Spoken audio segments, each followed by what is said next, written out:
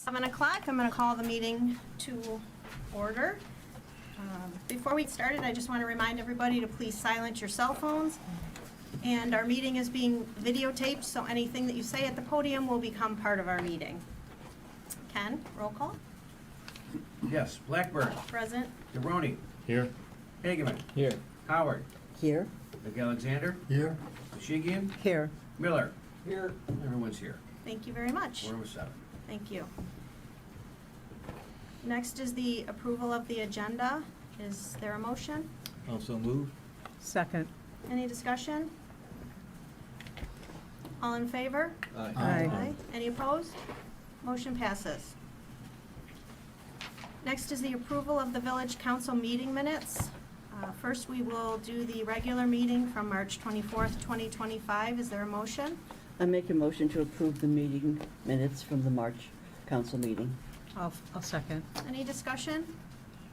All in favor? Aye. Any opposed? Motion passes.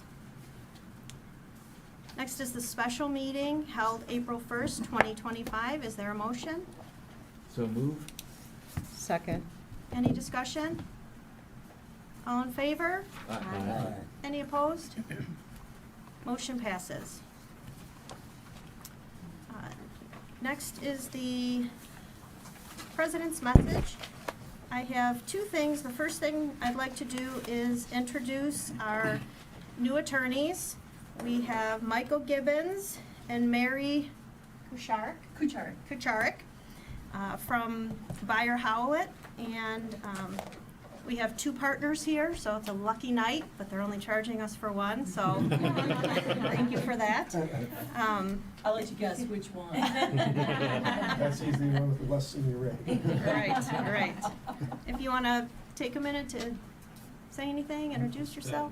Very happy to be here and with Mary, my partner, and we're looking forward to serving you for a long time, hopefully into the future, and thank you for allowing us to be here.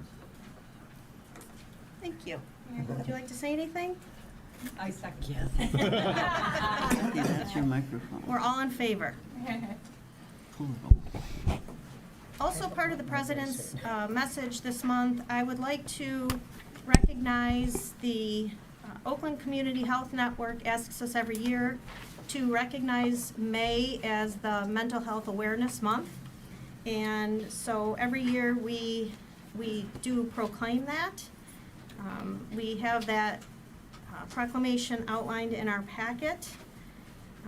And so we appreciate them asking us to do this every year, and it's always a pleasure, such a worthy cause. So now, therefore be it resolved that Oakland Community Health Network hereby recognizes May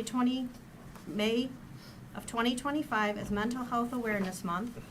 OCHN calls upon our citizens, government agencies, public and private institutions, businesses, faith-based organizations, and schools to recommit our state to increasing awareness and understanding of mental illness and the need for appropriate and accessible services for all people with mental illness to promote recovery and a higher quality of life. Again, we are always happy to do this every year.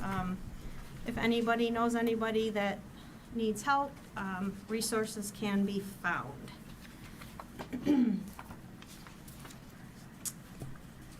Let's see. Next is public comments not on the published agenda. If anybody would like to come to the podium, this is not the public hearing for roads, so if there's anything other than roads that somebody would like to share with us today, please feel free to step to the podium. Let us know your name and address, and Is that different than new business? no. Which is Or way down in the line.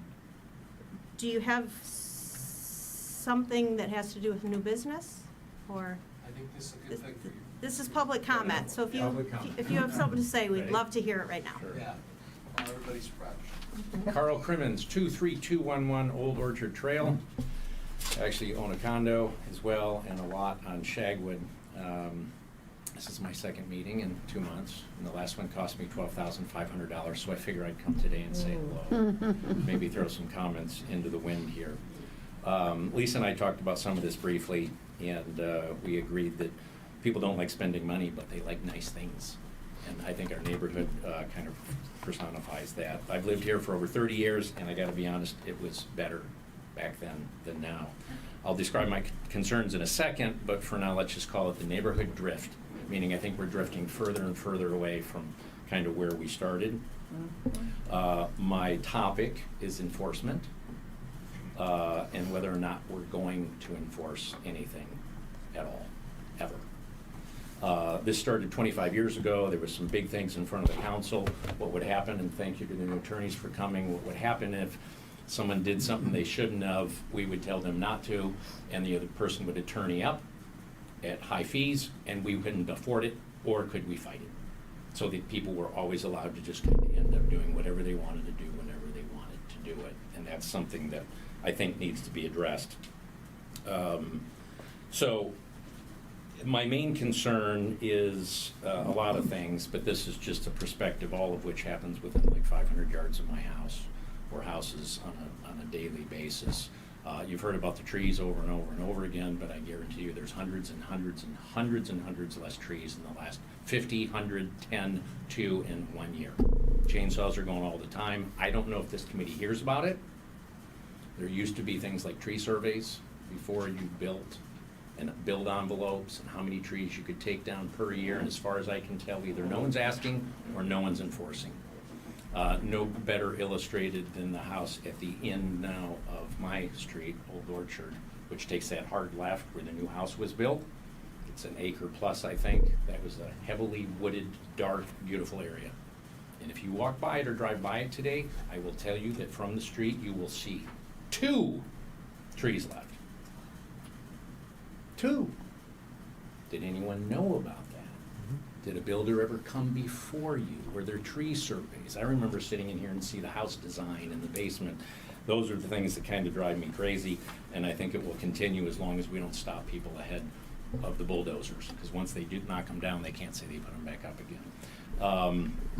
There's a lot of non-nostalgic old equipment. There's boats with covers 2 doors down. There's an old car that's been sitting there for at least 10 years. Both tires are flat, the tags are outdated, it's actually green and moldy. It's been sitting there for at least 10 years. You see a lot of those types of things.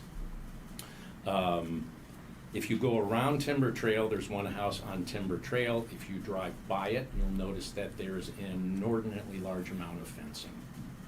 Wire fencing everywhere, enclosing something that's imaginary, something that's there. Go look for yourself. I have no idea. There's permanent red with yellow construction caution tape out places. Both culverts, front and back, are as full as you can make a culvert. If a tree falls, it stays there. You can't go onto the property. They cut it at the street. It's left there. It's unsightly. It's not what everyone else is being held to. I know we're putting roads in and the culvert's going to be rebuilt. Maybe that's a time to go after that. Take a short trip down Old Timber Trail. If you haven't, do so. You'll notice there is now 5 back access driveways to houses that didn't exist before. Everyone's cutting a hole in their forest in the back, and they're gaining access. Some are actually paved, some are gravelled, some are just big muddy holes where trees have been removed. And I don't know if you can have driveways in the back of your house, but if you can, I'd like to take one off of Shaghood through my back property and my back lot. There's a walking path, but there's not trench black 2-track roads. Excuse me. Yep.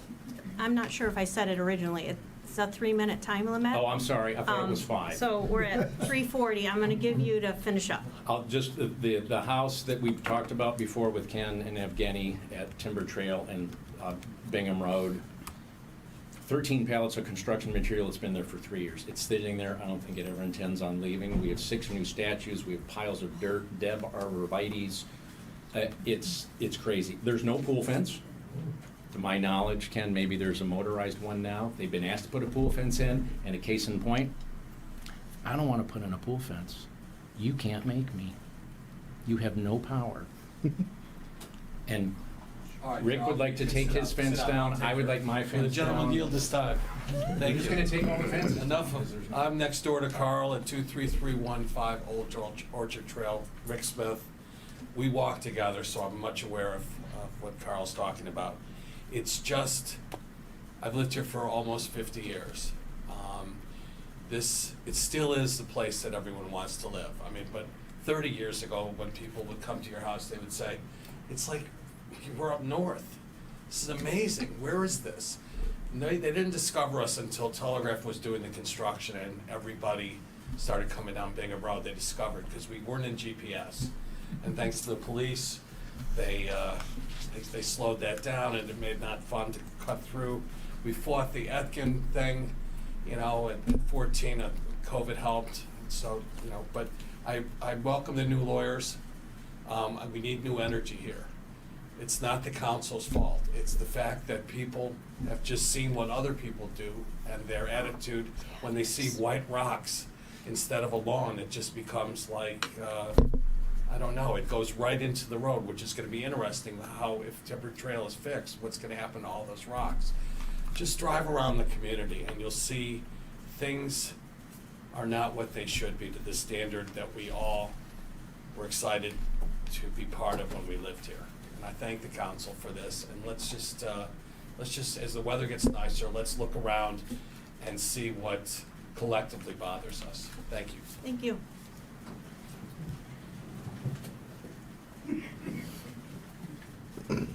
Hi. Good evening, council members. My name is Lynn Berry, and I live in Bingham Woods. I come to you with a dirty word called traffic, and a lot of it, down 13 Mile Road. The increased traffic has been, of course, due to the construction that is happening on 696 between Telegraph Road and I-75, but it's also happening due to the fact that we have 3 schools that are on 13 Mile, anywhere between Telegraph and all the way down to Evergreen. Schools, don't want to change that, not asking to change that, but I'm really looking at how can we, due to this ongoing traffic, do a little bit of routing, because right now Bingham Woods residents are having a very difficult time getting out of our community and getting into our community. The road gets backed up from Telegraph Road all the way to Georgetown, and then from Georgetown all the way to Losser.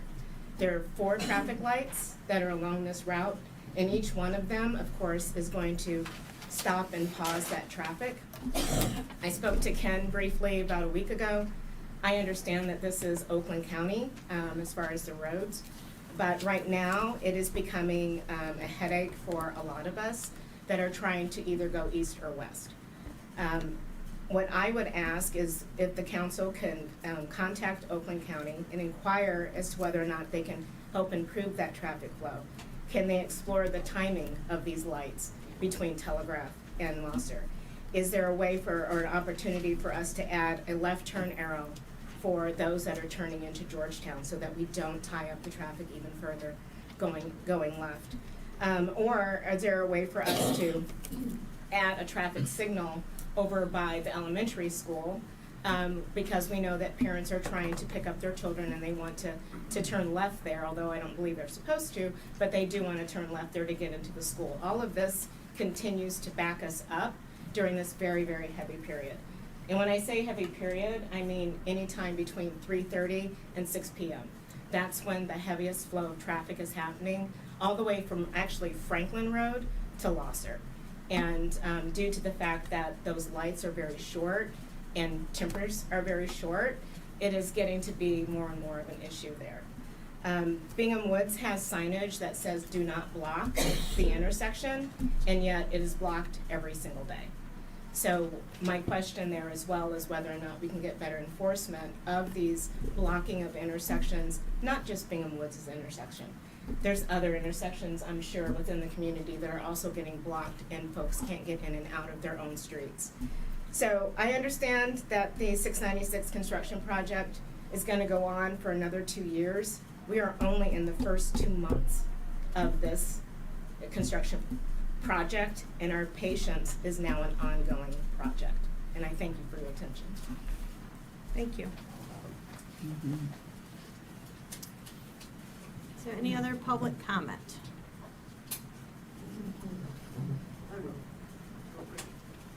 Name and address, please. Yep, I'm Karen Dietrich, and I live in Bingham Woods, 30495 Oakview Way. And I just want to add to what Lynn said, because she's indicated that was an afternoon situation. It is a morning situation too. Yeah. And I'm trying to get out of there to go somewhere, people trying to get to work, they can't get out in the morning. So between like 7:15, 8 o'clock to 9, it's terrible, because all the kids are coming to school, are going, people are trying to get to work, and they're going that way because of 696 being closed. So I would add to hers, not only is it an afternoon issue, it's a morning issue. Thank you. Thank you. Is there any other public comment? As you all may or may not know, we don't go back and forth during public comment. We will address all of your concerns. I do have some ideas for actually both of your concerns, so we will address those in the next meeting. Thank you for standing up. Madam President, well, we have the notes for minutes on all the comments, so it doesn't go to ether space. We can remember exactly what was said, and then there will be on next month's agenda these items? Is that what you're saying? Yes, that's Okay. basically what I've instituted now. Is normally my president's message is a response to the comment and anything that we've researched and come up with. When do we have the dialogue? When do we actually talk about it? When are we problem solvers? It's not a matter, it's more than just talking about it. We have to come up with solutions. That's what I'm going to be doing this month. Okay. I already have a couple solutions, because I've been hearing this from. When are we going to share those? I mean, Next we've month. got 7 people on council. It can't be just one. You know what I mean? Well, you can call me anytime. But it's not just 2 of us. It's the group that Right. needs to talk about it. Right, but right now, like I said, I have ideas. There's a lot we can't do. It's an Oakland County road. It's a $400,000 street light. I've already looked into it. Maybe you guys are willing to enter into an SAD to pay for it. Just an idea. I don't think they'd want to do that. I'm trying to solve the problem. I've heard them. I've called a resident. I spoke to him myself. We're working on things. We have, I don't sit idle all month. I'm working every day. No, I'm not suggesting that. It's just that if it's not shared with us, we don't know that. It was just shared with you, and we'll But attend to it this has next been month. going on for a couple of years. This is not a new issue. Okay, we'll put your So- issue on next month's No, agenda. it's not mine. I'm just saying, But I'm these saying, issues, he what said you're it's been saying 2 is not on the years. agenda, so we're not gonna discuss that right now. Yeah. We'll put it on next month's agenda. Good.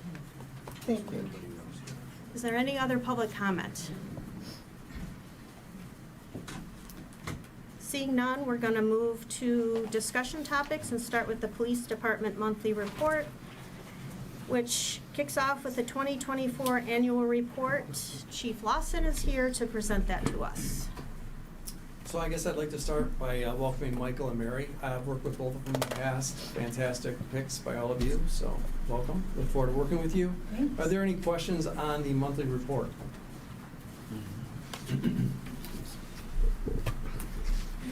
As thorough as it always is. I'm sorry. The report, very thorough, Thank you. as it always is. Thank you very much. I work here as well. Wow. Oh, may I make a comment? The Your annual. annual report is Yeah. spectacular. Thank you. I feel it was so warming and welcoming, the way the material was presented. I had to read through it because it was so nicely presented, so And thank you for the effort. Very professionally done. Mhm. Beautiful. Stephanie Longworth was a big contributor to that, as well as the other staff. It's not just me, it's a team effort, so, but I appreciate the feedback. Pass it on to them. Good job. Thank you. I'm very interested in the electric bike program. So, and it's gonna be, are you gonna be actually patrolling the neighborhoods on this? That's fantastic. Yeah. So it's meant more for larger events, Uh-huh. but certainly I would like to try it over in the SAD. Uh-huh. If we have a problem neighborhood, we're having cars broken into, things like that, love to put them out there. A lot of it depends on staffing, but that's why we got them, so we want to Well, use them. it's always nice when your officers patrol because it's friendly, it's always friendly interaction. They'll stop, they'll talk, they'll Yeah. ask about what's going on. And that might even make it friendlier if they come through from time to time on a bike, so it's cool. Absolutely. Yeah. Yeah. We have Meg Schubert here today. Meg is the manager in Franklin, the village manager. Don't think a lot of us have had an opportunity to meet you. A few of us have, so thank you for coming. She was anxious to come today and present. Yeah, absolutely. So Meg Schubert, coming over before I joined Franklin from Troy. I was the assistant city manager over there and stepped into my position in Franklin about 6 months ago. So this was Chief Lawson and I's first budget round together here. You know, Chief Roberts is retired and as has Roger. So he had 2 new people at the helm. And so budget looks a little different this year. Just the way that I approach it, the data that I'm collecting, the way we intend to share it is different. So what we decided to do was just sort of take down some of our line items, put them into this presentation that hopefully you were able to view, give you an idea of where the budget is actually dispersed throughout the department. Now, this presentation is focused primarily on expenses. We're still estimating revenues and other grant resources at this time, so I can answer some loose revenue questions, but for the most part, we're going to be talking about the expenses and the cost sharing that we have with Bingham Farms and kind of where that's going in our police department. So a lot of this we already I just went through, but us being new here this year, we're really focused on our residents, on public safety, on being accessible and being transparent. And that's one of the reasons for this very brief presentation here. So one of the first things that you're going to see is an overall expense trend. I get a lot of questions between the fiscal year of 23 to 24 and 24 to 25 why there was such a decrease. That's because in the year of 23-24 we received a lot of state funding to help fund our pensions and to take care of that pension liability, and thus that sort of upticked our expenses a lot there. So in those years you saw quite an increase here and then a drop from the fiscal year that we're currently in by 3.4%, and that's predominantly due to that. Now as we move forward and we look at our next fiscal year coming up, we will see an overall budget increase of about 3.2%, and that is related to a couple of factors. One, personnel costs. So we'll cover that in more detail when I get to that slide, but the personnel and the makeup of the department has changed. 2, this was a contract negotiation year. The 2 contracts were opened up, so it was time to renegotiate salaries, other benefits. You expect to see an increase there. 3, we've got some goals in strategic planning. We want to get the department accredited. We had some infrastructure purchases. We had some equipment purchases that were just, it was their time to happen. So the 3.4% or 3.2% increase, I'll discuss a little bit more detail, but that's where you're seeing it predominantly. One of the things we haven't really looked at before is obviously we have a number of expense accounts for the police department, but I don't know that we've ever broken them down in categories so that you can easily see how they're spent. So doing this, you can see that predominantly your costs are coming in for personnel, and that's this blue section here. In the orange section, we have our retiree healthcare and pension funding, which is also a very significant portion of the expense breakdown. Moving on, you're going to see much smaller categories. Those 2 really take up predominant space here in the budget. But you're going to see things like equipment and supplies. We have training and travel. We've got contracted services, building and property, fleet costs, legal, communications, and other. I have some notes in the slide a little bit about where some of those are coming through, but most of the trends in those departments are relatively stable. I did pull on our next 3 slides some 3-year trends, and this is anything that I found to be significant within the data. Everything else was pretty much stable, but we would be able to answer questions on any expense category. So some of the interesting things I found when looking at your budget here, if you look at 23-24, your personnel expenses for the police department were about $1.3 million, and that increased in the year that we're currently in by 22%, which is significant. So you're like, where does that come from? The first thing is the predominant portion of that increase was due to reorganizing the staff. So we had 4 part-time positions in the PD, and historically, those have just been incredibly difficult to fill. So before Chief Lawson and I come on, this was already a discussion that we needed to somehow transfer these part-time positions into full-time positions. We took 4 part-time positions and incorporated 2 more full-time officers, and this is really just because it's very difficult to attract and retain talented staff to work in these part-time. People are looking for full-time jobs. They want the benefits and security offered with that. So a large portion of that increase came from the personnel costs of adding more full-time positions. The second thing that you can see is that there was some strategic budgeting done knowing that it'd be a contract year, and that contract would be negotiated this year, and sort of building in those costs and being able to address those appropriately, and that's where you see this large increase. So when you look at personnel between our current fiscal year and the fiscal year that we're projecting here, I have about a 1.9% increase, and again, that's going to be a result of some of the other contract terms that weren't projected in this year's budget or weren't relevant to this year's budget, and that's where you're going to see most of that. Most of your personnel costs, they do increase a little, but they're not too bad. Another trend that we saw, and I don't know how significant this is because it's always going to be changing, is equipment and supplies. So a lot of equipment and supplies expenses that you see in a police department are constantly changing based on the need. Our tasers being brought in this year and taken out, or I know this year we're buying some new bulletproof vests that were at end of life. So that dramatically changes that from year to year. You do see, we see a decrease in the budget that we're moving into in this current fiscal year, and we can go into some more details about where those expenses are going to, but that's just a change basically in some of the supplies that were needed. Lastly, we're going to see some trends here in building and property. So definitely an increase between 23 and 24 in our current fiscal year. And we had quite a fiscal year over here in Franklin. So we had 2 huge pieces of infrastructure that needed to be replaced. One, we needed to replace our generator and our HVAC system over there. And that caused a pretty sharp increase, about almost 16% from what you had seen the previous year.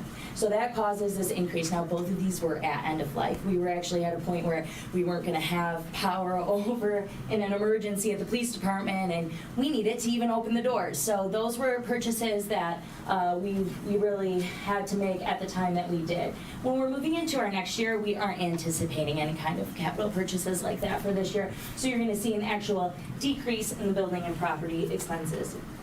So I won't go through each one of these categories, but included in your packet would be all of the expense lines that I would be working with when I'm working with Chief to build these budgets. And you can see in my notes if there was something significant or something that was very different from the previous year, I provided some additional information there. So that pretty much takes us through our slide show here. We do have some bigger purchases coming up this year. One is Power DMS, our Axon camera system, our new tasers, our new bulletproof vests. We have some accreditation fees, but Chief and I have been working hard to bring in grants to help fund those projects. So we'll have a better idea of how we balance out with revenues afterwards. But at this point, I think I could take any questions that you may have on that. Yes. 75-80% of the budget's personnel. Yes, ma'am. And Yep. all the benefits that go with that, the retirement account. Is the retirement account still in a deficit position? That's a really great question. So we took advantage of that grant program in 23-24, and it brought us up to about 49, anywhere, it's changed, between 49 and 53% funded. Now, an ideal situation would be about 60% and then plus funded, but it brought us up pretty close to where we needed to be. So at this point, we think that, strategically budgeting and moving forward and figuring it out, that we'll be able to cover our pension liability.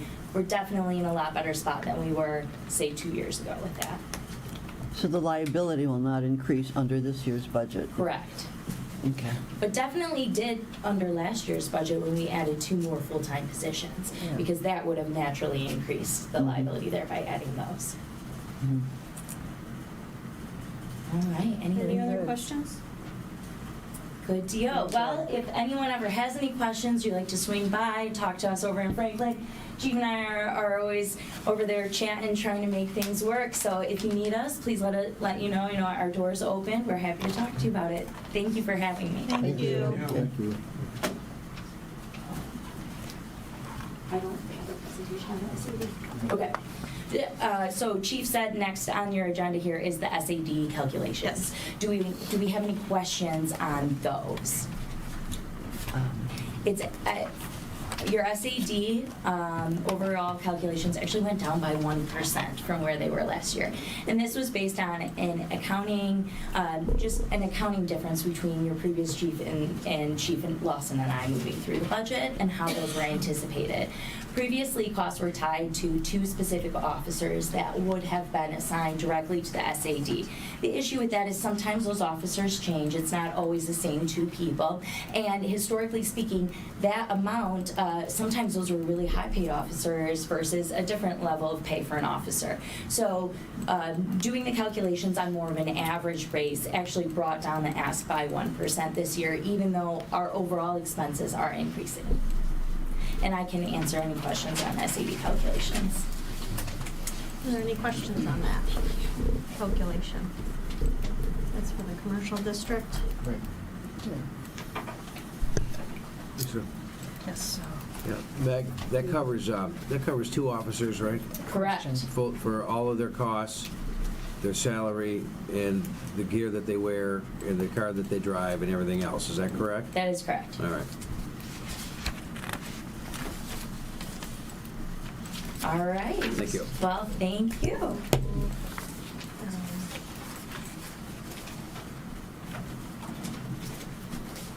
Okay, so we need to set the date for the public hearing, which will be next month. That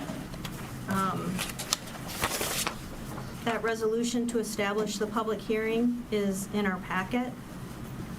Would anybody like to offer that resolution for the public hearing for May? I also move that we establish a public hearing for the Special Assessment District for next monthly meeting.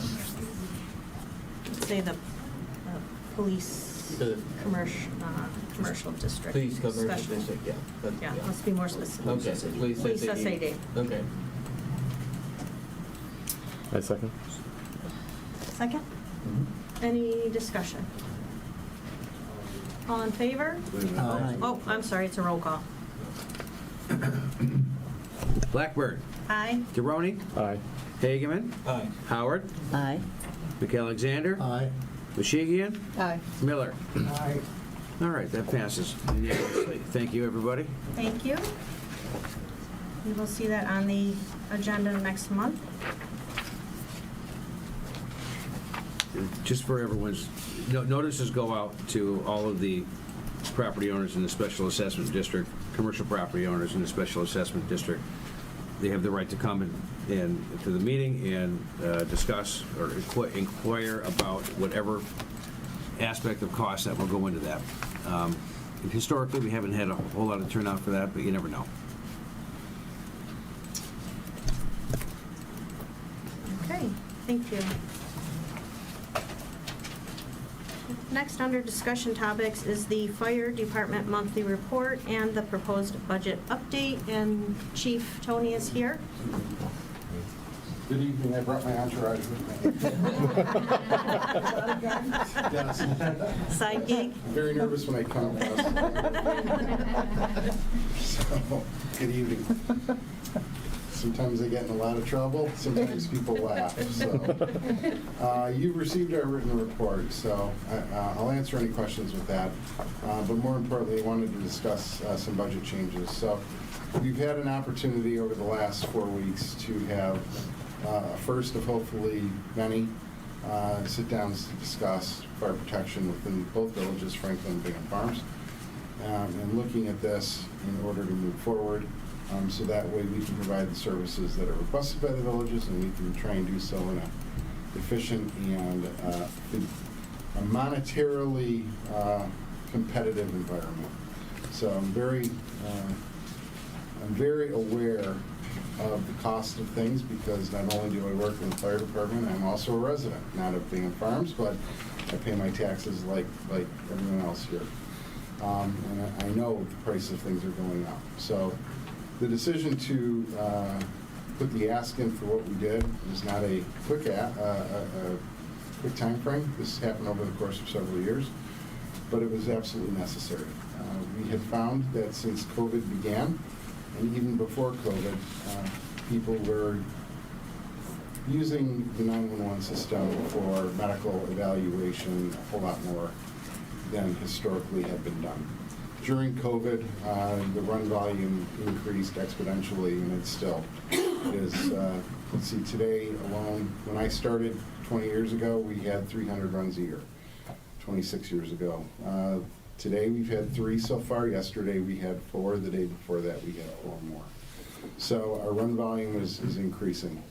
The ability to get an ambulance, to obtain an ambulance timely for transport, is decreasing.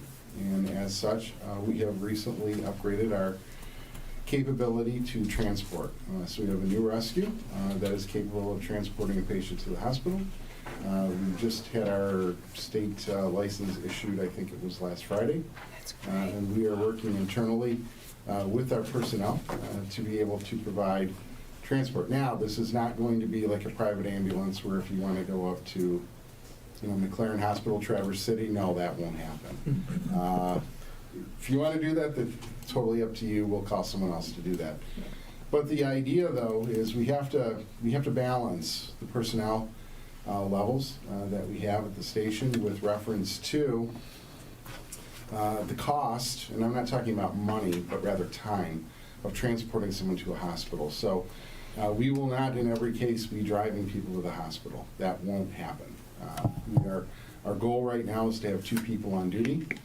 We can't even do that as of yet. So if you can think about the volunteer aspects, you're all high-paid trustees, and you can see what your time is worth. I don't even know if it's $1 a meeting or something like that, but the cost of going on a medical run is about 30 to 40 minutes of time. The cost of transporting adds another hour to that. So we have to weigh the needs of the patient, the needs of the staffing, the needs of our volunteers as well, as we come up with the decisions as to what happens. So when we do that, that will be something that we'll be working on over the summer. It doesn't mean we'll start over the summer. We will start June 1st, but we will be looking at each patient's needs. So if it's a life and death decision, well, that answers the question based on our available ambulance. If it's something that can wait a little bit, then it could probably wait a little bit. So this is something we will definitely have some growing pains with. I am certain that I will be getting complaints, but it's something that, it's just a new step in the evolution. So we're working on that. Now, with that said, though, comes the budget. So our department we had gone over the budget last month. We've had some changes since. We were able to look at the costs of each individual account within our budget and have been able to, and I hope I didn't ruin this as other things, but we were able to find some savings of about $50,000 in the overall. Now remember, Franklin and Bingham Farms both share our budget equally. So we are trying to find savings wherever we can. We are cognizant of the cost. We are cognizant of what's going on. We are not the only hand that is out between the different nonprofits, between the different municipal agencies, between the different things, whether it be Next or whatever, we're cognizant. So we've been able to find $50,000. Approximately half was in the salaries, the personnel salaries portion, where we had some double payments, and we saved about, we lowered that amount by about $25,000. We had another $23,000 in an area of work comp, which is state law requires workers' comp coverage. And while we added in the individual costs, we did not take into account, I did not take into account the savings from past use, the discounts.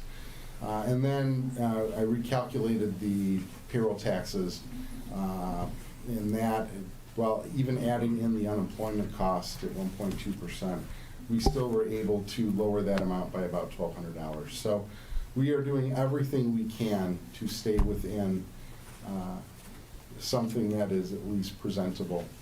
Now, another thing to think about, though, in terms of long-term costs, just like everyone else, we have buildings that get old, we have trucks that need to be replaced, things like that. Our problem, though, in that area is our trucks are not, it's not a standard sedan, it's not a standard whatever.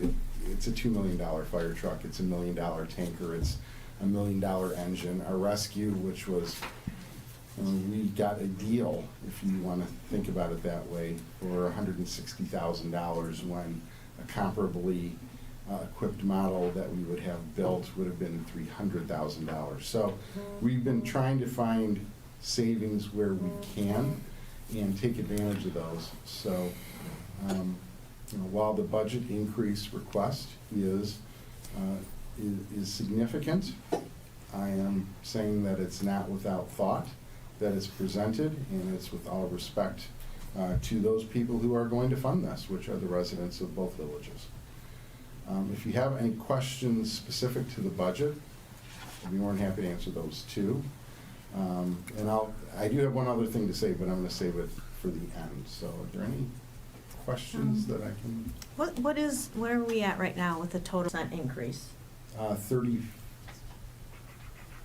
35%, something like that. And that's. Well, you would know. 35.99%. That's with the 50,000, Yes, right? yes, that's So what I we're had. still at That's what I sent in. 36%. Yeah. Okay. Was any of that delayed from last year, like it was being considered for last year and we pushed it, or? Partially. So we had some discussions last year about adding staff in, and the staff that was added in fourth quarter, so starting March 1st.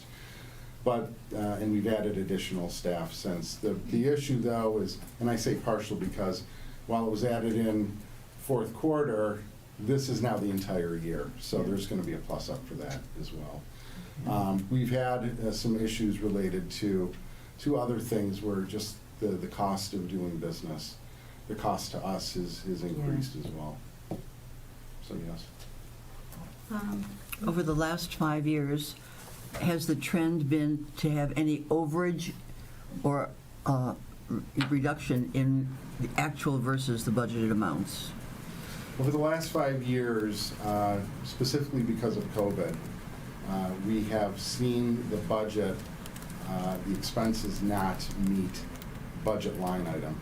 However, we are a nonprofit, so any funds that are unexpended are placed into our, what we call an escrow account. It's rather a capital asset fund account.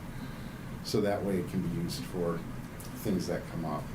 And especially one of the areas where, opposite to what your question asked, where we had planned, starting in 2017, I believe, a 20-year forecast for the cost of fire trucks. That was way off. COVID threw that into the wind. The other element within the emergency services vehicle industry is consolidations of companies with a reduction in the supply of apparatus with an equal amount of increase in the cost of apparatus. So I had seen some open source news media about the government, the federal government, looking into price practices within that slice of the pie, if you will. I don't know where that stands. I'm not with the federal government in that capacity, so I don't know. But I can say the last time we acquired a rescue, which was 2007, it took 14 months, and that was a long time to build a custom truck with a commercial cab.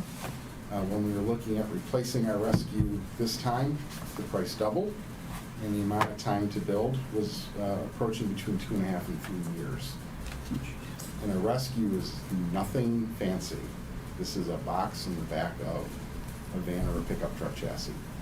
So the cost of things, turnout gear, which started at $2,000 a set in 2018, is now approaching $4,000 in 2025. technology has not changed, but the pricing has most certainly increased. Radio systems, we have a county-based radio system, which through the generosity of both villages and Southfield Township, we were able to utilize grant funding to purchase radios. Radios, when I started, were $600 apiece. Radios now, these are the same radios that the fire and police departments use, are at $6,000 to $7,000 each. This is for a portable radio. So these things, just everything is just astronomical.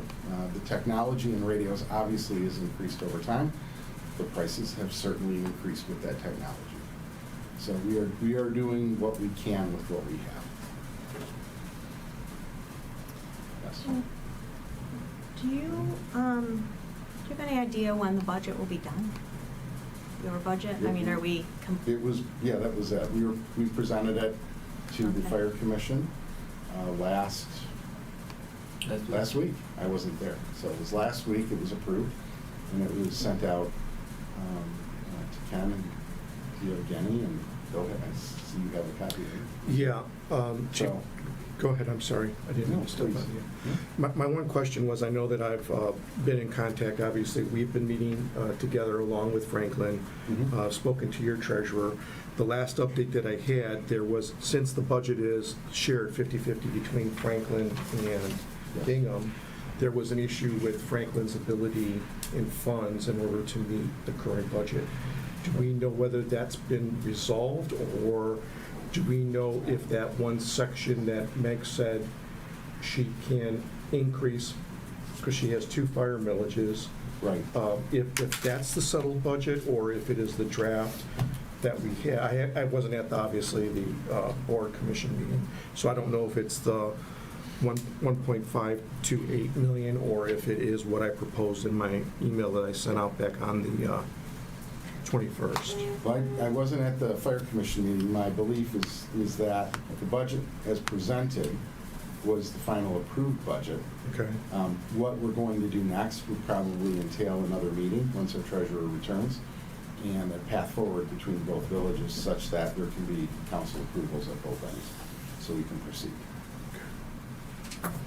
So I guess on that side of it, more to come. I can't speak on behalf of Franklin because Right. I'm not. Nor do I. I just Right. know that there, with the 50-50 split, there was a gap. Right, yes. So I can only assume there'll be more to come in the near future.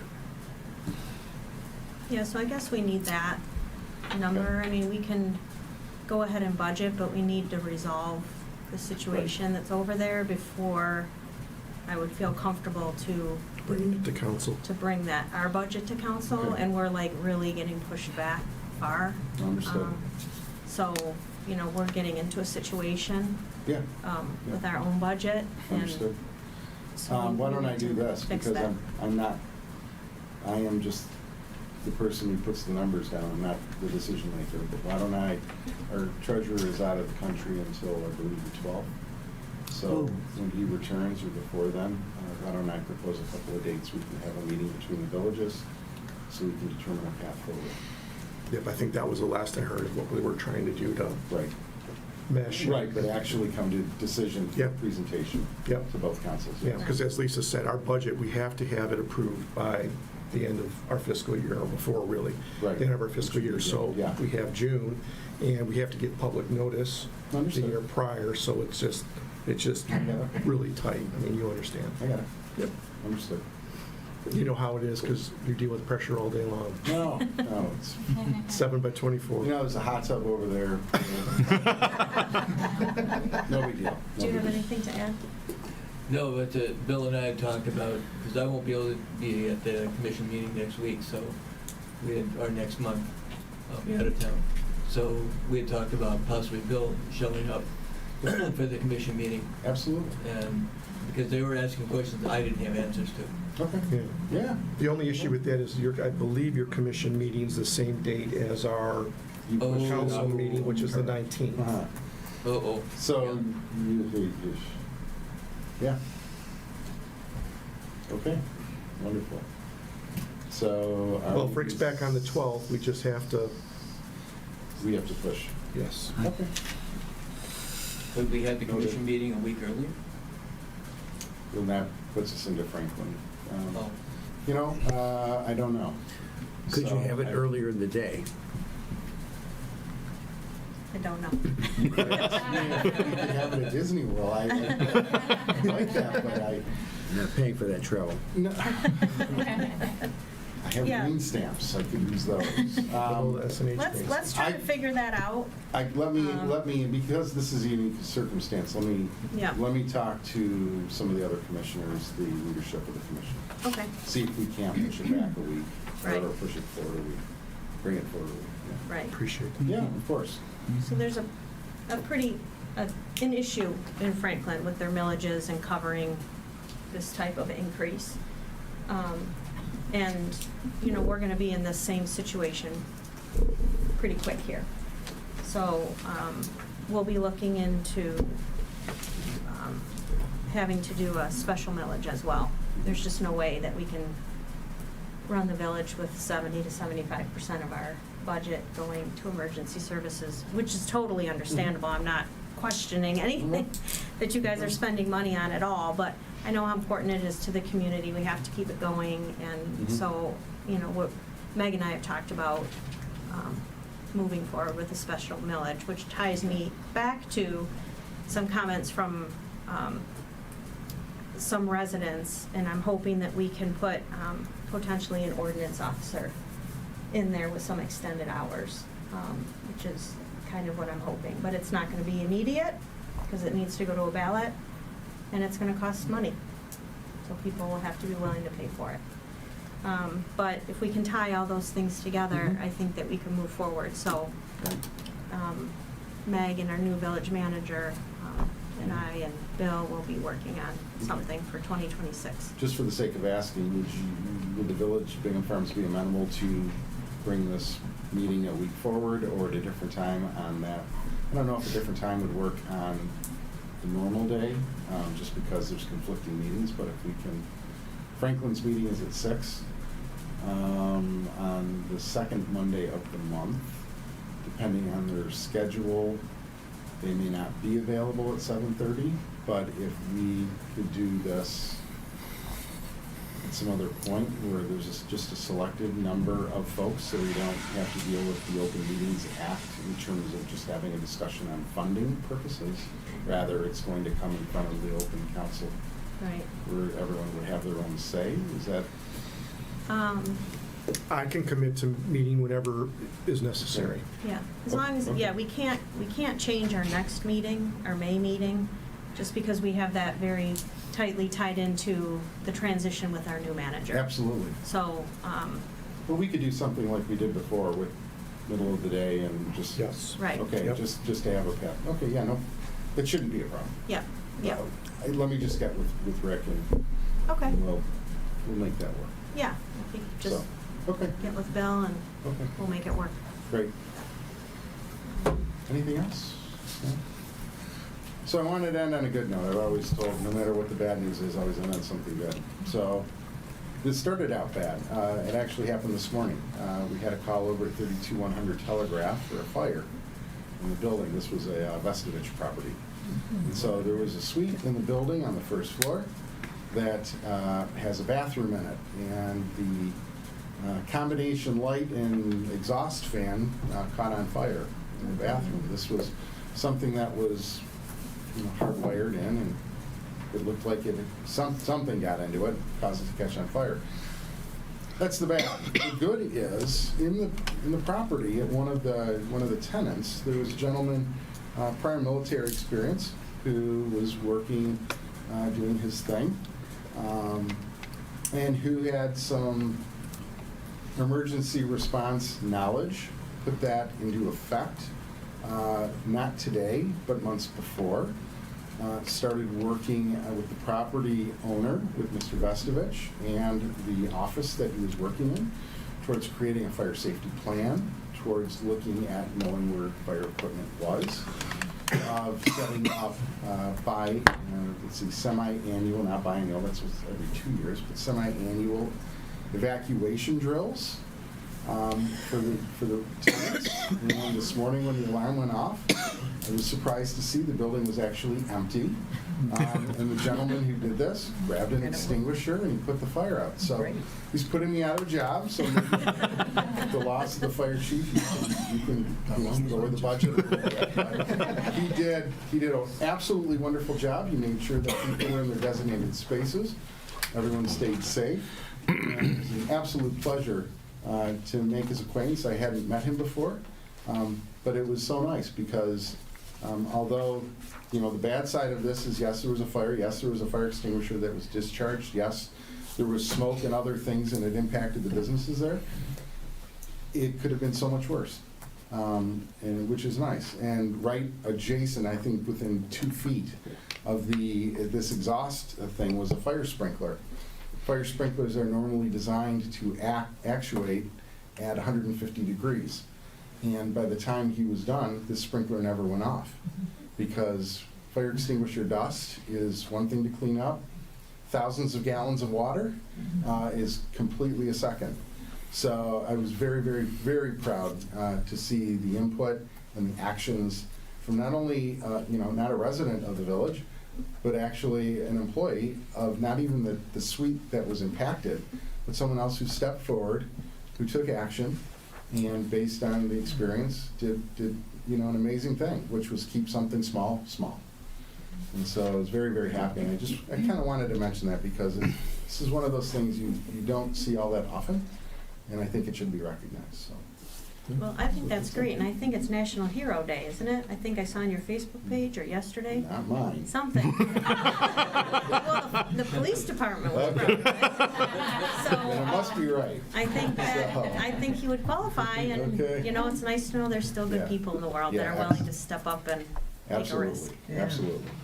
So anyway, So- thank you for your time. Thank you. Thank you. Thank you. Thank you very much.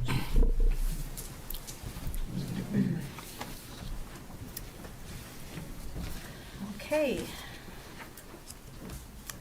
Next is the manager's report. I just want to mention one thing here. We had a lot of stuff on the agenda, so I'm going to be brief about this. There's a water workshop hosted by the Oakland County Water Resource Commissioner. 4 elected officials. It's free. It's Thursday, May 8th. It's in the packet. If you guys can if you have an opportunity to register, I understand it's pretty informative. As you know, Water Resource Commissioner's Office handles our water, our drinking water, and our sewage. And so the ones that bill everyone on a quarterly basis, they do a lot of maintenance for us. It might be helpful to attend. It's something to think about. With that, I'll pass to Evgeny. Thank you very much. Evgeny? All right, on the economic development report, first of all, we had a wonderful event doing the ribbon cutting for the Smalls Restaurant on Telegraph. So I encourage residents to go check it out, and non-residents as well. It's a cool place, and the food was delicious. So we certainly enjoyed ourselves. I hope you guys do too. The other thing I wanted to mention is mostly for trustees that took advantage of our village-issued email addresses. I think we might have mentioned it before. In the interest of saving money, Bill's on us every day. He even has us turn the lights off in the printer room when we're not using it. Every little penny counts, right? We know how much roads cost and emergency services. The emails that we provide to everybody don't cost a lot, but they do charge us for them every single month. If you recall, when we originally welcomed you to the council, we explained that the purpose behind creating these emails was to kind of create a buffer between your personal communications and your official council communications, so that in the bad news event of somebody FOIAing communications of the council, your gossips about your neighborhood do not get included in that FOIA request because you're using your personal email account for your communications. So if you are not currently using the account we have created for you, or if you have been using your personal account for official council communications, if you've done that second thing I just mentioned, you've essentially erased that buffer already. So let me know before tomorrow whether or not you want us to keep your account live, because tomorrow is our deadline with our IT provider to let them know how many accounts we're locking in for the next calendar year. We will be able to add more, we will not be able to subtract them. So whatever we lock in tomorrow, that's how many accounts we're paying for every month for the next year. So if you haven't already told me or responded to me on that, please do so. You don't have to do it out loud right now, you can do it at the meeting before you leave, but just keeping that in mind, and happy to answer any questions you guys might have. Any questions on that? Is there a big threat for security if we go to our own personal email? And Pretty much everything that comes out from this office to you guys is generally public information unless we specifically designate it as attorney-client privilege or anything else confidential. So generally speaking, like for example, if we send the packet out to you, that's getting posted online. So it's not top secret documents there. Okay. But just the back and forth communications is the only thing that we're concerned about. As you know, some of the discussions before we get to being ready to present them might not need to be something that's completely public. But as far as security concerns, no, there's not that big of an issue. We have an IT contractor that protects our internal stuff, so if something gets sent from your personal to us, we're fairly secure. Okay, I'll talk to you tomorrow. Any other questions? Thank you very much, Evgeny. Moving to ongoing business, the first thing is the public hearing for resolution number 4. I am going to have our attorney kind of outline that process, but I had a question. If I read, do I read the resolution first, or do you want to, do I read it before the public hearing opens, or do I read it at the end? So the best way to proceed is you would open the public hearing, declare the time that you're opening the public hearing once I'm done talking. Someone from staff ought to present what the assessment role is about. So for all of those of you listening, as you know, there's already been a hearing to declare necessity of the need to have this public improvement to these roadways. And then the second step in the special assessment district and the conclusion then in the steps creating the special assessment district is to hold this public hearing that's called the confirmation of the role. So the purpose of this hearing is to confirm that the village has stated the correct properties to be included in the district, proper parcel numbers, have attributed the amounts stated per parcel that's been publicly advertised and discussed and communicated prior to this evening. So the confirmation of the role is very simplistic compared to the findings of necessity. This is more of a check system. Are all the properties listed? Is the amount listed accurate and correct based upon what's been advertised and told to the residents through the necessity hearing of the amount that's going to be assessed per property? So you would open the public hearing.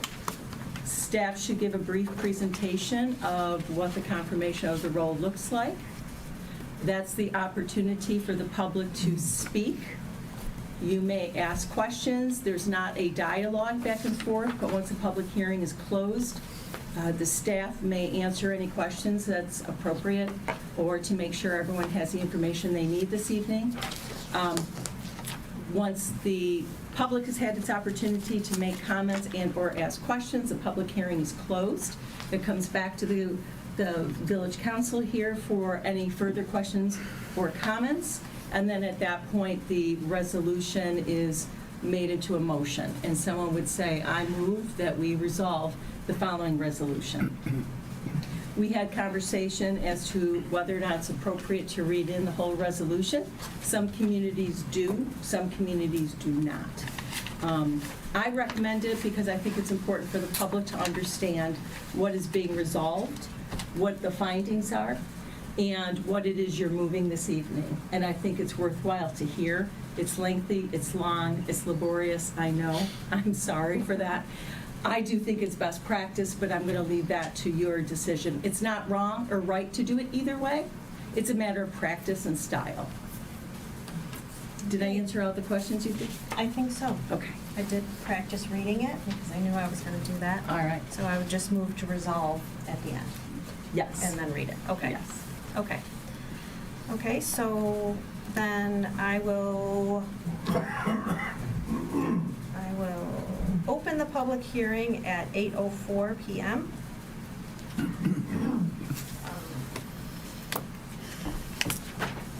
Is there anyone here to address the adoption of Resolution 3 for the Road Special Assessment District? I think your manager wants to give a brief I presentation. think Bill needs to go over the role that she mentioned.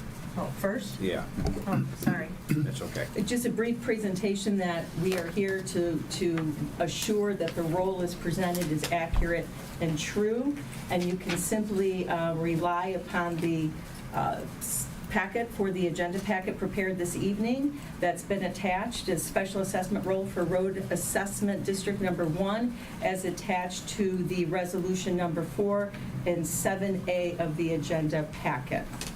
Did that help? Yes, and I'm going to actually add, I'm going to take some time, and I'm just going to add to that to make sure that everybody, that we're being transparent, because that's what we need to be, and that everybody understands it. So I did certify the roll. The roll is made up of 173 parcels. Of those 173 parcels, 46 parcels are in private roads that are being assessed over 10 years, $2,500 for each parcel. The remaining 127 are for parcels that are on public roads, and that assessment's the same term, 10 years, and it is being assessed $5,000. There'll be a letter that's going out after the resolution is approved that explains your payment options, how all of that works, and everything, like I said, is being published in the public notice that went out. Everything is attached in the packet. If there's any questions, either now or even after that you have, I'm here all day long, sometimes all night long, so just feel free to call, and I'd be more than happy to answer. But that, in a nutshell, is the number of parcels, the breakdown, the assessment, and the term of 10 years. You do have an option to pay it off full. I will have some examples in our letter that says, if you want to pay the $5,000 off, here are the dates. It's with no interest. If you decide that you don't want to do that, then you go to the annual assessment and you pay your certain amounts that are there. For the first year, it's going to be $500 for the $5,000. It's going to be $250 for the $2,500 assessment. After that first initial installment, there will be interest that will be assessed on the installment as it goes through, and you can pay it off at any time that you'd like early if you'd like. It would be the sum of the remaining payments that are outstanding for each of the annual installments for the next 10 years. And I think I just wanted to make sure that I think I've covered everything. Yeah, like I said, it's been certified. I certified it on April 11th, and I went through and made sure that all the parcels are there. The unit of benefit is there as it was published, and the property addresses, so that you can match your parcel to your property address if you don't happen to know your Sidwell or parcel number by heart. 28. That's mine. One of the other things, too, I think is important to note for the community, those of you who don't know, Mike Gibbons and myself, your new village attorneys, but we have represented other municipalities for 20-something years. And I can tell you, if you look at special assessments for any other community, interest is charged on the unpaid balance. Your community, your leaders have chosen a policy that is really quite advantageous to the resident to only charge interest on the installment payment due. So if the installment payment is $500, the interest is $35, 7% on the installment only. Every other community, it's on the unpaid balance annually. So while nobody likes to spend money, no one likes to be charged money, I think it's really important to share that your leaders have chosen a policy that is beneficial to you, the resident. Other communities don't do that. I just want to make mention of that. Thank you. Sure. now it's time to Now. open to comments or questions. It is open, okay, you opened it. Thought I didn't open it. You did, go for it. So, if anybody is here to speak on the SAD for the roads, now is your time to speak to council. It's residents' time. Like she said, there is no back and forth. If you'd like to come to the podium and speak for 3 minutes, please list your name and number, and we will, I'm sorry, name and address, and we will listen to your comments. Just a quick question. Can you spec?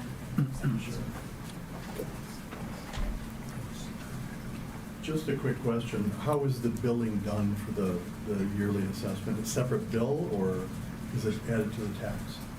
Could you just tell us your name and number, Oh, or I'm name and sorry. address? Doug Helgren, 31220 from. Thank you for coming. The answer to that is it's going to be me putting out the statements and invoices because of the dates. Okay. Tax roll starts July 1st.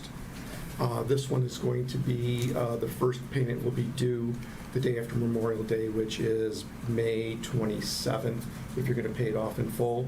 If not, then the other portion of just the installment would be due May 28th. Okay, so just a completely separate billing? Yes. Cool, thank Yep. you. If any other comments or questions, you would close the public hearing, although John is trying Lynn Berry, Bingham Woods Association. I just needed clarification regarding the assessment for private property. You said how many of the units were, of the parcels were private property? Private roads, Private roads. 46 parcels, 127 that are public. Okay. Total of 173. I'm sorry, this can't be a back and I just forth. wanted Yeah, to and clarify. reminder, this is north of 13. This is Great, only thanks. for north in District 1. Judy Tan, 2355 Shagwood.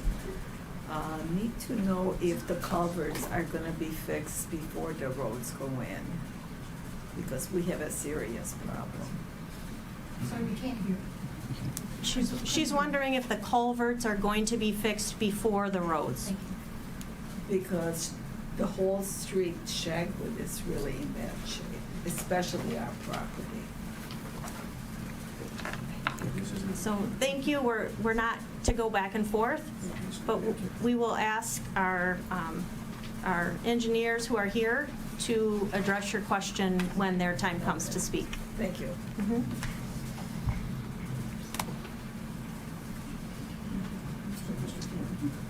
Are there any other public comments? I would like to ask our village manager if there's any written submissions. I do have one.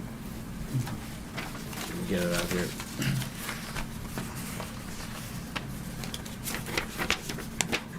Okay, I do have a written submission. This was submitted to me last week.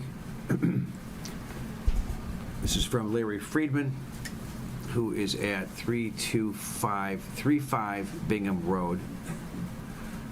It's addressed to Bingham Farms Village Administrator Ken Martin and Bingham Farms Council. Letter in protest to your division of amounts of assessment to the Road Special Assessment District Number 1. Unless residents with residents on Woodland Drive, Bingham Court, and Bingham Point Drive use helicopters leaving from and coming back to their properties, they have to use Bingham Road the same as I do. Just as my driveway opens onto Bingham Road, Woodland Drive, Bingham Court, and Bingham Point Drive are extensions of their driveways onto the same Bingham Road. They can leave or come back to their residences no other way. It is illogical and unfair to charge half the assessment for their access by extended driveways to what you are assessing those with direct access driveways. Both accesses are using the Bingham Road and its improvements the same way. Assess all who use Bingham Road the same amount or don't assess at all. Larry Friedman. And that's the only submission I received.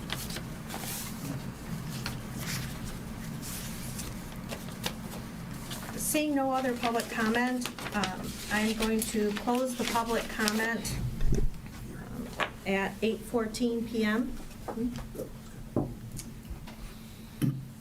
There will be no more comments from the public. It is now time for council to discuss, and at the end of that discussion, we will vote on resolution number 4. Are there, I just want to make a note that all trustees were emailed an updated resolution this afternoon, so I hope that you all got that. And with that, we can start our discussion.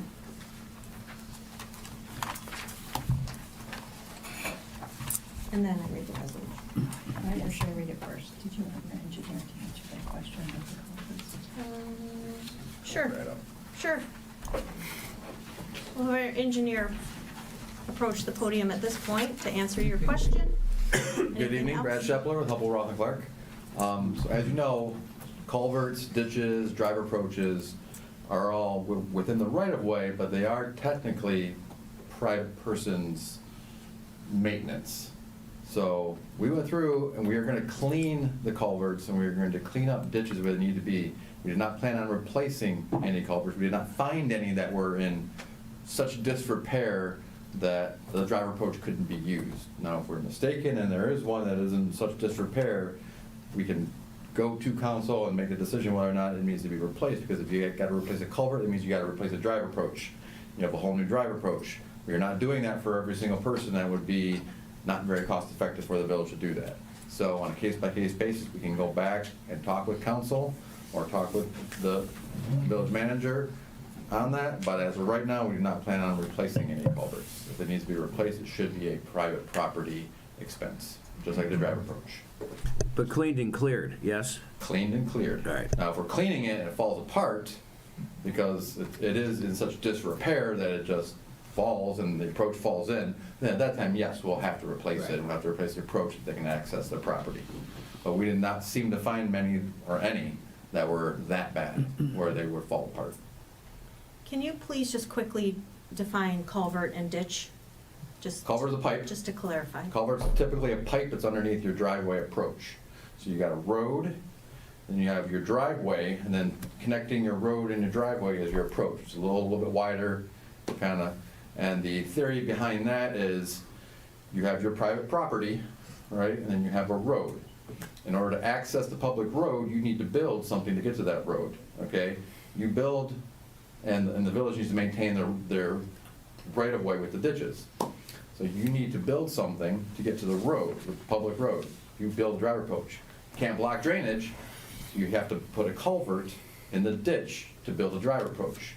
So, in order for you to access your property from a public road, you need to build all these. These are yours, not the village's. That's the theory behind, goes for private property, it goes for county roads, you know, so the village's roads need to access the county roads. The village needs to build an approach to the county road and put any drainage in it. Those are all the village's responsibility, even though they are in the county's right-of-way. They're still the village's responsibility. A little background explanation. Thank you, thank you. So our plan is not to replace any culverts. Clean, we will clean them. We will clean out the ditches. It's something that the village wanted to do. They didn't have to. Something they're doing. We want to set a nice baseline now and say, okay, after this project, all ditches should be cleaned, culverts should be cleaned. Residents, it's your responsibility to maintain drainage now. Your responsibility. So, two points. It's not just a clear culvert, it's a pitch, meaning the elevation changes, which is why it's called water, rain, whatever, runoff. And it goes 8 feet down from the far side of Mr. Tabbitt's property down to the tributary of the Rouge River, which is 5 houses. Now, I mentioned to your engineer, who was a daily visitor on my street. After it rained, yes. For a long time, doing all of his surveys. Mhm. And I mentioned to him that it had just recently been voted on at a council meeting that the resident owned the ditch. And he looks, says, absolutely not. Residents should not be touching the ditches. That's an engineered piece of property, and if the pitch is messed with, then the water does not drain. And that's what we're seeing now on many of the roads. Well, I don't know if who you're talking to, and if it is Well, someone, it was if one of the it's guys. one of our people, Yeah. he should not be spreading that information. You have a question, you can talk to me. Okay? Well, you weren't there. Well, you. So we know how to you get a can hold talk of to- you know how Brad, to get hold of me. we know how to get a hold of the village. I just did. So. I just did. We need to And- stick to the scope of this, and not individual. You know, no. I disagree. I think this is the time with the public here and our neighbors here that are experiencing the problems to at least be able to voice the issue, not sweep it under the rug. It's not going to go away. And you can come back and clear it. I've got a large deposit of silt in mine right now, and that just washed in. And I don't know how deep to remove the silt. Now, my property across the street and across the street next door, a neighbor dug all those out because he didn't want anything in Okay, his I'm front. sorry, I'm sorry, I have to stop your conversation. We've. But how are we gonna resolve this? I think this is What's the appropriate result? for council comments towards the end, but to keep the The our flow? record clear Okay. of the confirmation of the role. That's right. That's what we should be focused on Okay. for this, so we keep our record clear. But council comments would be the appropriate time to go through Okay. those questions or to get with engineer later. Sure. We We got to can keep revisit it this later. record clear to this issue at hand. Okay. I was gonna make a joke that engineers are more long-winded than attorneys, but. Okay, so, I have a comment, okay. if I may. One of the things you guys brought up was that, and this is, I found very confusing, number 5 in the resolution, where it talks about all amount special assessments not paid on before the cash payment date. I'm gonna stop there. But it got very confusing as to what we were paying. Did you get the updated one? Did No. you get an email today? Haven't been home yet. Okay, we addressed number 5. Never mind. That was my big concern, yeah. Would you like me to discuss that? So that Yes, the please. public, please, and all the trustees understand, the original resolution that was put together and vetted by Mr. Gibbons and myself had, in the normal course, unpaid balance, right, that we talked about at the beginning. And today, we received the call from the powers that be here that said that's not what we want to do for our residents, what I talked about before. We want our residents to be given a benefit of only 7% on each installment. Right. So we updated the verbiage in paragraph 5, and I think that's what the president's referring to. Okay. So that was the confusion, but it is very clear, as Bill just described, there's the full payment date, that's the 27th of May. And then if you don't do that and you want to do installments, then starting the next day, the installment payment would be $500. And again, normally, interest would attach immediately, right? They said, no, we don't want to do that to our residents. First year, no interest. It's $500 installment in 2025, period. That language is reflected in the resolution that the president's going to read in a moment. Then, starting next year, the next installment number 2, will be due on or before the May 28th. Yep. And that will be $535. And then each year, it'll be $535. So all the language was changed to be reflective of the benefit that I've just described. That help? Yes, now, Good. compound on top of that, with what Bill was saying earlier, in that it's not gonna be on your tax roll, it's gonna be a special assessment that, excuse me, that Bill will send out to every household on that list. A special bill, yes. Special bill, okay. With appropriate enough time to pay. Yes. Okay.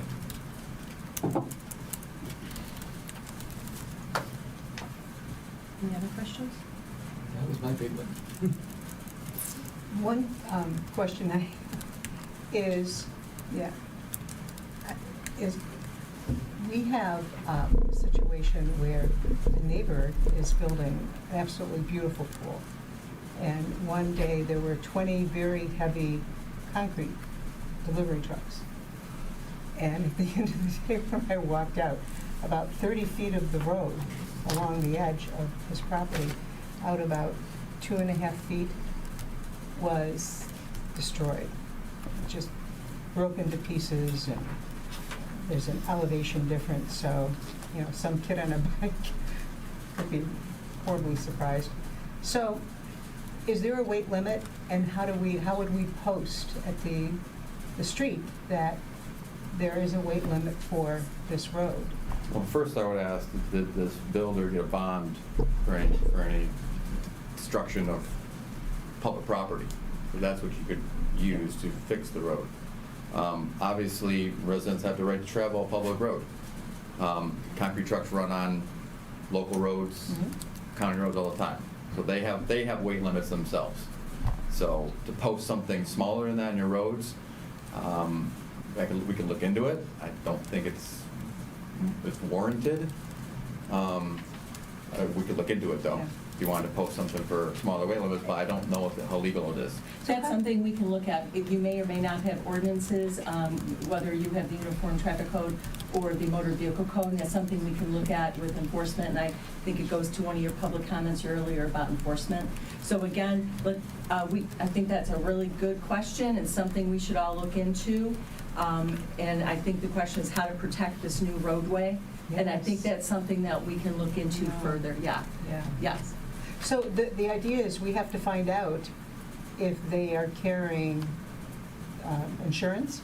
It depends upon the ordinance and things like that. So let Mike Gibbons and I can dig into that with your staff, and let's take a look at what you can do as a village to protect your roadways going into the future. Right. If not, we can make some suggestions as to some ordinances. Good, thank you.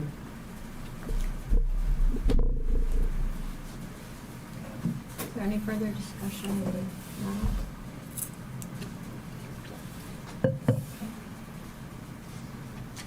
Sounds like you're ready to make a motion. Good. So Do you need to read it first? that's what I'm going to do. I have to read the whole thing, so everybody get comfortable. So I move to resolve the following at our council meeting, April 28th, 2025. Whereas, Chapter 30 of the Village of Bingham Farms Code of Ordinances authorizes the village council to determine that the whole or any part of the costs of any improvement within the village may be defrayed by a special assessment upon the properties specially benefited.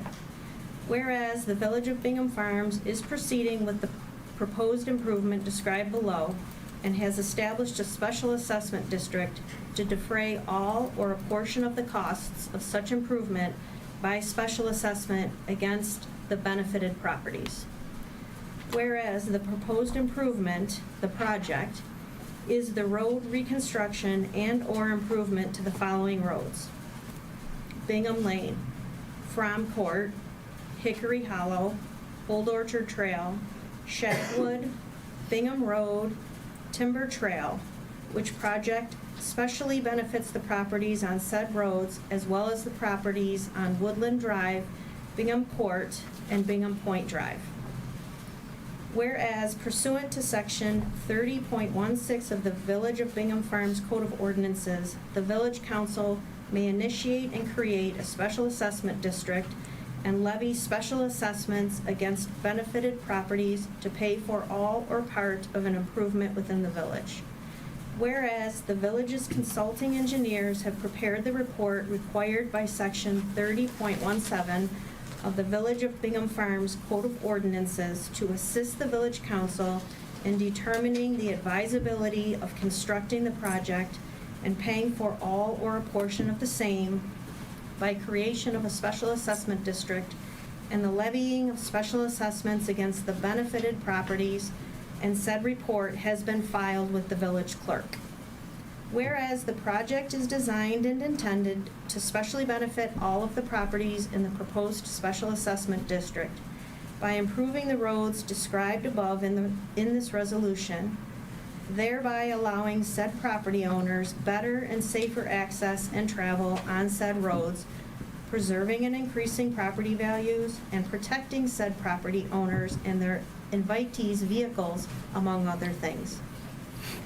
Whereas pursuant to section 30.19 of the Village of Bingham Farms Code of Ordinances, the Village Council on February 24th, 2025 adopted Road Special Assessment District Number 2, scheduling the public hearing on necessity for the Village Council's March 24th, 2025 meeting, and pursuant to section 30.20 of the Village of Bingham Farms Code of Ordinances, the village published and mailed the appropriate notices of public hearing. Whereas pursuant to section 30.21 of the Village of Bingham Farms Code of Ordinances, the Village Council on March 24th, 2025 held the required public hearing on necessity consistent with the required notice, and following said public hearing, the Village Council determined that the project was necessary and decided to proceed with the project and the establishment of the Special Assessment District, and scheduled the public hearing on confirmation of the Special Assessment District role for April 28, 2025.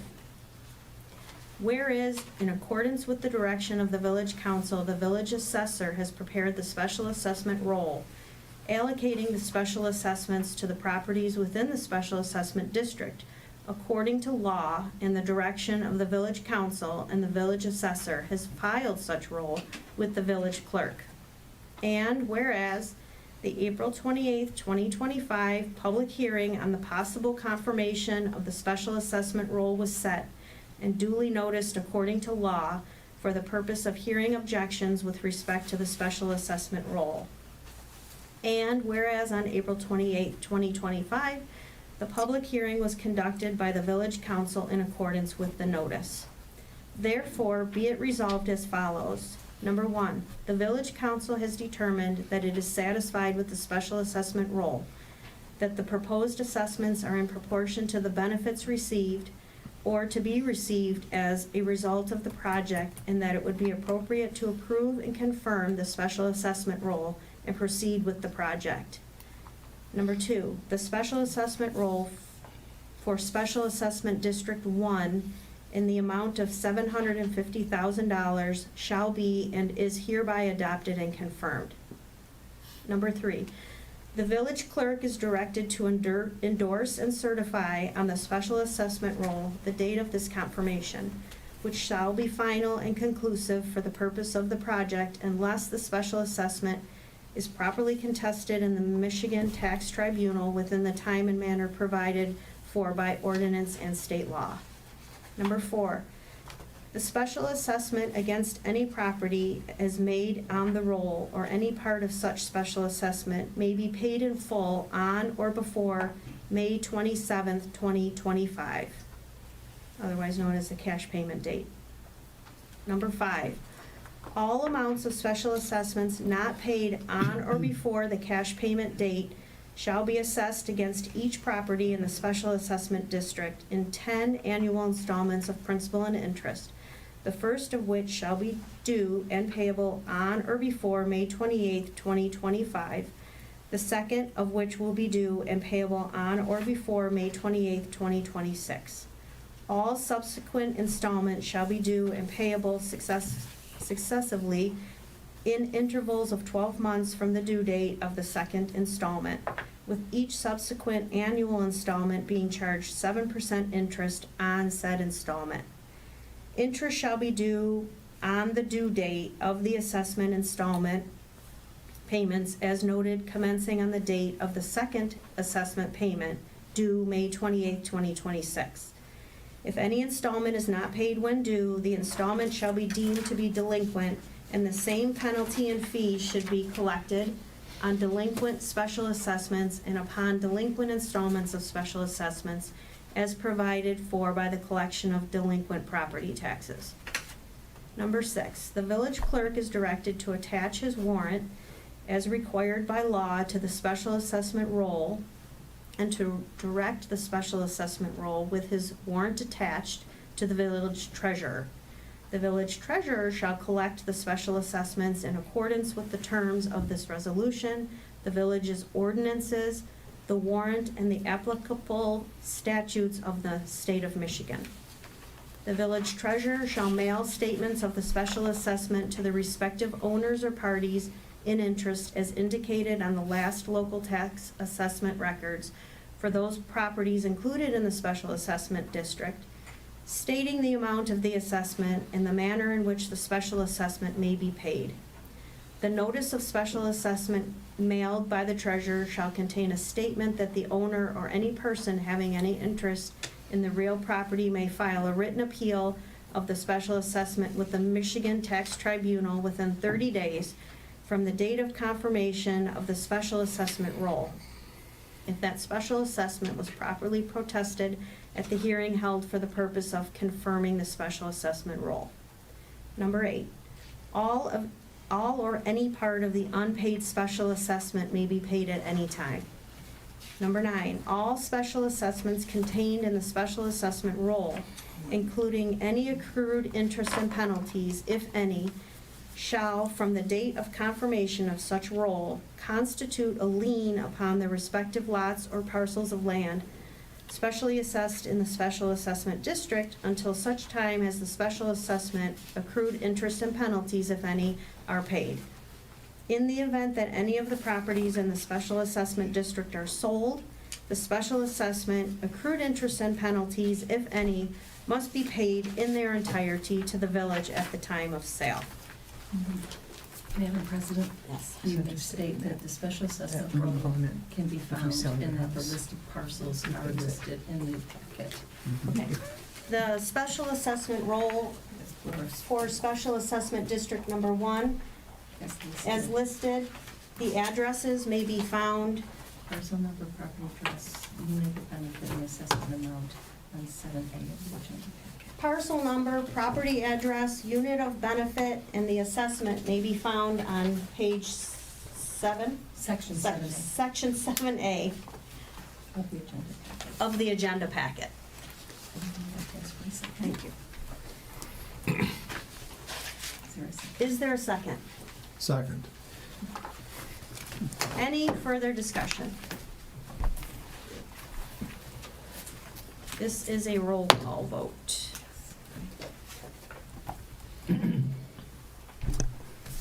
Blackburn. Aye. DeRoney. Aye. Hageman. Aye. Howard. Aye. McAlexander. Aye. Mashigian. Aye. Miller. Aye. All right, that passes unanimously. Thank you very much. Thank you. I think we've taken, recess? Okay, we've taken a huge step. It was a lot to listen, a lot to say, and I am going to ask for a motion to take a recess. So moved.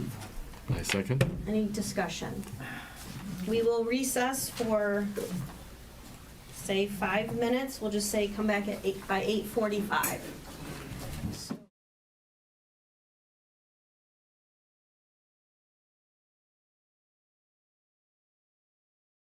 Call the meeting back to order at 8:47 p.m. And we are going to, I think, Debbie, can you call Brad in here? He's up.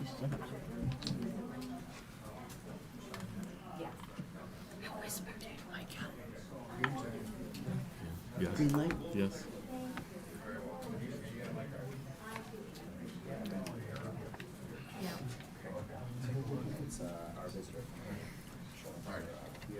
thank you. You guys are up. Okay. We are joined by Brad Shepler and Ray Chartuni. Chartuni. Okay? Okay, where are we? We are on Phase 1 Project Bid Award. Okay. So, in your packets is a bid summary letter of the bid results from our bid opening last week. And we got really, really good bids on the project. So that is good news, that not all prices are skyrocketing, as was discussed previously in this meeting. Everything should be explained. The bid tab is in your packets. It goes through the three lowest bidders, what they bid on each item. It's in your court on if you'd like to award this contract to whichever bidder. We have no issue with you awarding it to the lowest bidder. Obviously, they meet all the requirements. We've worked with them before. They're a well-respected company, and they are raring to go, as shown by their schedule, which is a little bit unreasonable. I'll have to back them down a little bit, but they're ready to go. So I think that's why they were aggressive in their bid and bid low, is because I think they need some work.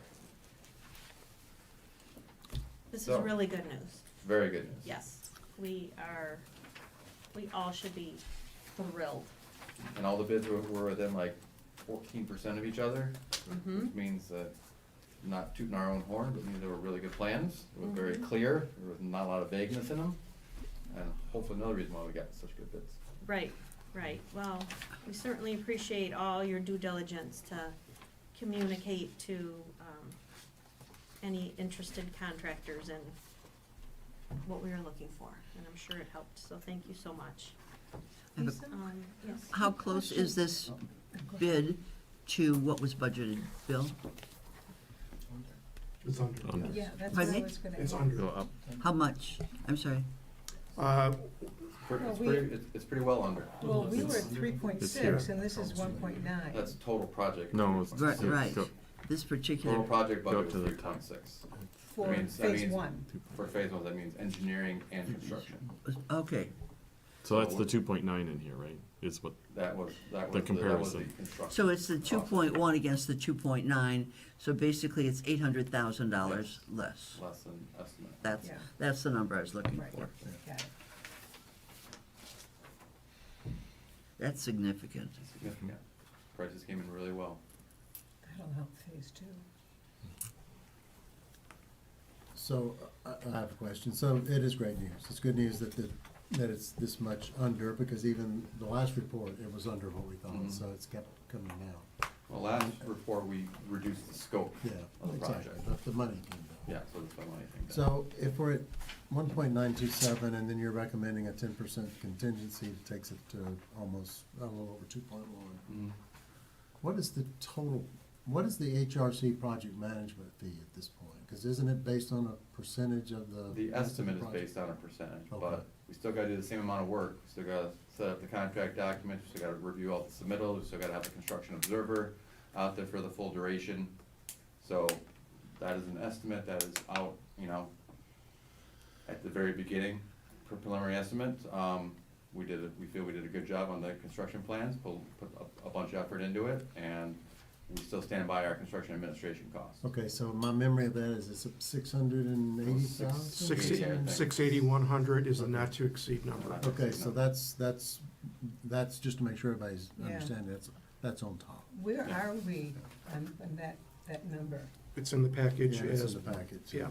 I can't, I'll review, Probably I'll be getting reviewing, there. I'll be Yeah. reviewing. Less than a it. third. That's part of the Your treasurer package. report. Okay, all Yeah, we're right. less than a third through it right now. Last time I checked last month, we were at 108,000. I believe we're just. You got it, Bill? Yes, I do. I believe we're less than a third through it. The big expense for construction administration is the full-time construction observer on site. So that's gonna be someone from our company on site every day with the contractor, recording what's being done, taking measurements, tracking quantities, making sure that the contractor is constructing the job per the contract documents and per the plans. We're at 174,000 right now. Yeah.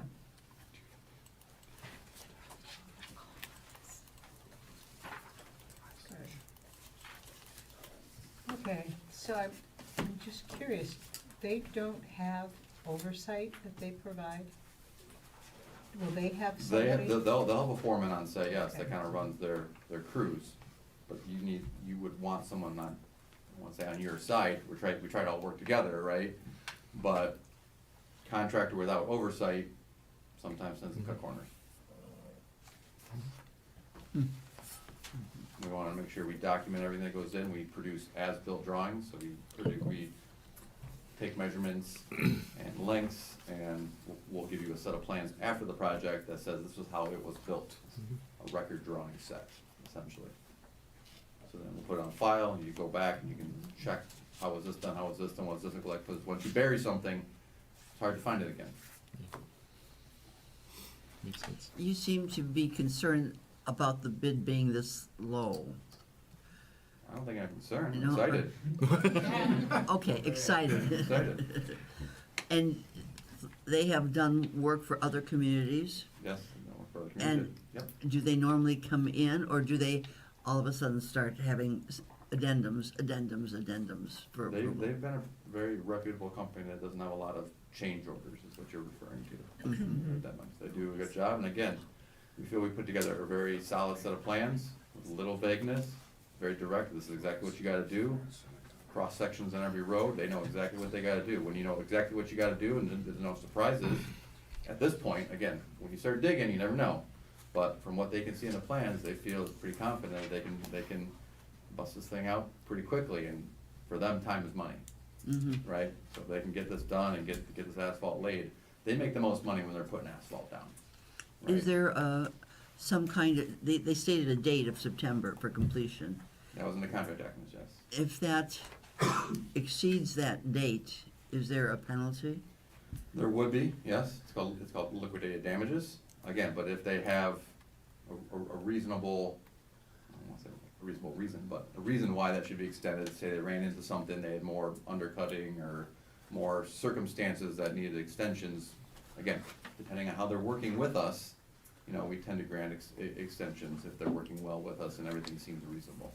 Okay. So again, this is a team effort here, we try and team with the village and the contractor to build the best project. If they get done quickly with, you know, little obstacles, things like that, everyone wins, right? The village gets a good product at a good cost, the contractor still makes money, right, 'cause they put something out there, and we serve you as we should, we give you the best product, that's where we all win. So we wanna work together as a team. So has anybody called municipalities that has used this company? So we have used them quite frequently in other municipalities in southeast Michigan, and are very comfortable with this company. So they did provide references. Ray, did you call any of the references? Yeah. I was off last week, I'm sorry I wasn't Yeah, around for the so, bid, but. so I spoke firsthand with, some of our engineers that have done construction administration with them. They did, the project I referenced on here was because these contractors will do concrete jobs and they'll do asphalt jobs. Those are two very different things with very Yeah. different crews. Yeah. So I didn't wanna just call them about their concrete work. And so, one of our engineers, actually a few of our engineers have done projects with them. And so they were on schedule and, they had good things to say about them. Or, you know, our job isn't to endorse a contractor for you guys, cause that's your decision. But, in our experience with them, they're a qualified contractor. And they bidded very competitively, as we could see in the numbers. And then the next bidder was over $100,000 more. I don't know if you'd wanna pay $100,000 more just to go to a second contractor that is still as reputable. But again, it's your decision. We try to just lay the facts out for you as best we can. Yeah, And with our that's- experience. The more experienced I get in life, I don't go for the cheapest thing as much as I used to. But in reading your summary and the letter to us, that it backs up all the reasons why you still say that even though they're the cheapest, they're still a very good We see no choice. reason why you wouldn't, but again, it is your choice. Yeah, but you've documented. Cadillac it well. Asphalt is number 2, and they're very reputable as well. Right. Yeah. Yep. And like you said, they're all reasonably in the same ballpark. They're all in the Yeah. same It's not ballpark, like so they all read the plans $1 million kind of the same, late and they all, or- yeah. If you look through all the bid items, they, you know, there's a bid tab in there, you can see they tweak their numbers a little bit to try and, you know, play the game as much as they can, but ultimately, they all ended up pretty close. Yeah. Are there any other questions? Or is there a motion to accept the letter dated April 24th, 2025 for SAD 1 from HRC Phase 1 and award the bid? Should I say the name? Yeah. To Florence Cement Company. In the amount of, not to exceed, to the bottom. $1,927,000. No. 2119. $2,119,824. Thank you.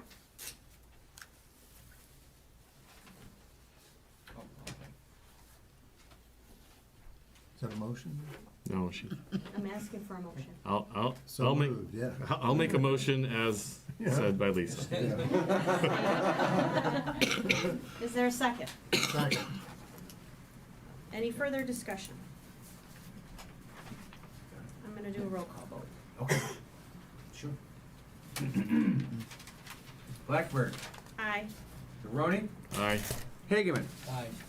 Howard. Aye. Alexander. Aye. Bushigian. Aye. Miller. Aye. All right, that passes unanimously. Thank you. Do I have time for comment? Yes. I just wanna know, is there a too soon time for them to get started? 'Cause Tomorrow. their schedule said May 5th, which is not reasonable. They need bonds and insurances, everything. So the process we'll go through now is we got your award. We'll go back, we'll put our final contract books together. We'll send a notice of intent to award letter to the contractor that says, here's 5 contract books. Please get your bonds and insurances together. Sign everything up for the village. That usually takes 10 to 14 days for them to get all those bonds and insurances after we review them and things like that. Once we review them and they're acceptable, we'll then come to the village and have them signed. Once that's signed, then we typically have the pre-construction meeting. Sometimes we'll do the pre-construction meeting the same time as the village signature, but that's probably a minimum of 2 weeks from Wednesday, by the time we get the books out, so that takes us to, what, May 14th? Is that right, May 14th? So, you know, May 19th might be the most, would be, people be comfortable, because again, they're chomping at the bit to get going. Their first week is kind of this mobilization, setting up their soil erosion control measures, and they're gonna wanna start with the underground piping, so they're not even getting to the milling of the road work. I know some people are concerned about doing things before Memorial Day. They wanna enjoy the Memorial Day weekend. Don't wanna push the contractor too much, just wanna have that discussion, I guess. I feel, Because the more we push them, the more they'll ask for time on the back end. right, Right? Rock and roll. I feel like we should get going. Yeah. Cause, Okay. you know, cause on the Okay. other end, you got graduation parties, that Yep. people in So- June are gonna want that, Good point. that Yeah. done, so. I get- Along that line, like, I know we've talked about levels of information to us, and I know somewhere buried in here is a timeline, but is there like a simple version of a timeline that people can see, like, you may be getting people in your driveway So- doing ditch work here, So that's the why we have an road- observer on site all the time that the contractor is. We will have you having bi-weekly progress meetings, we'll have a 2-week look ahead. All these communications, we got door hangers, will come out. Again, this is Okay. something I would like to, okay, and I talked to Ray today about it today. We come up with a communications plan, yeah, okay, essentially. I agree.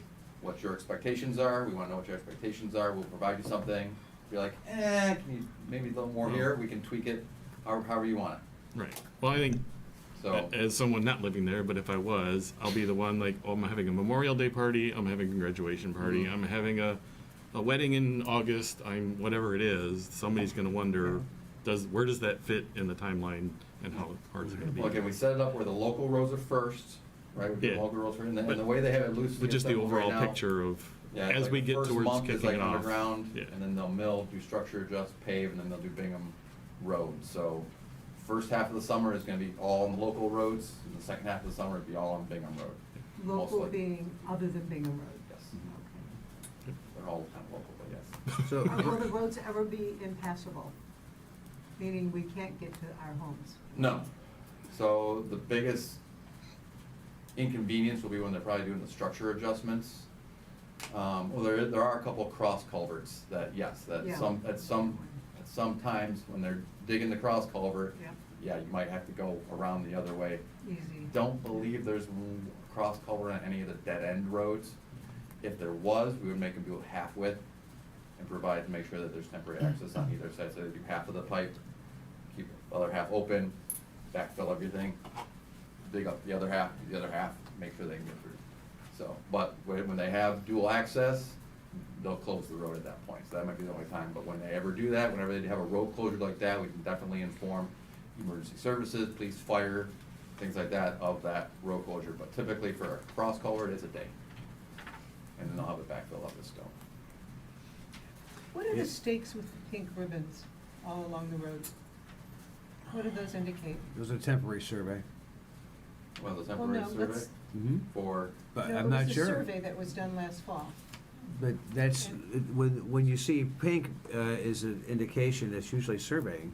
Right. Like, But I just wanted to know, was Depends on where it's at. had to do with elevation?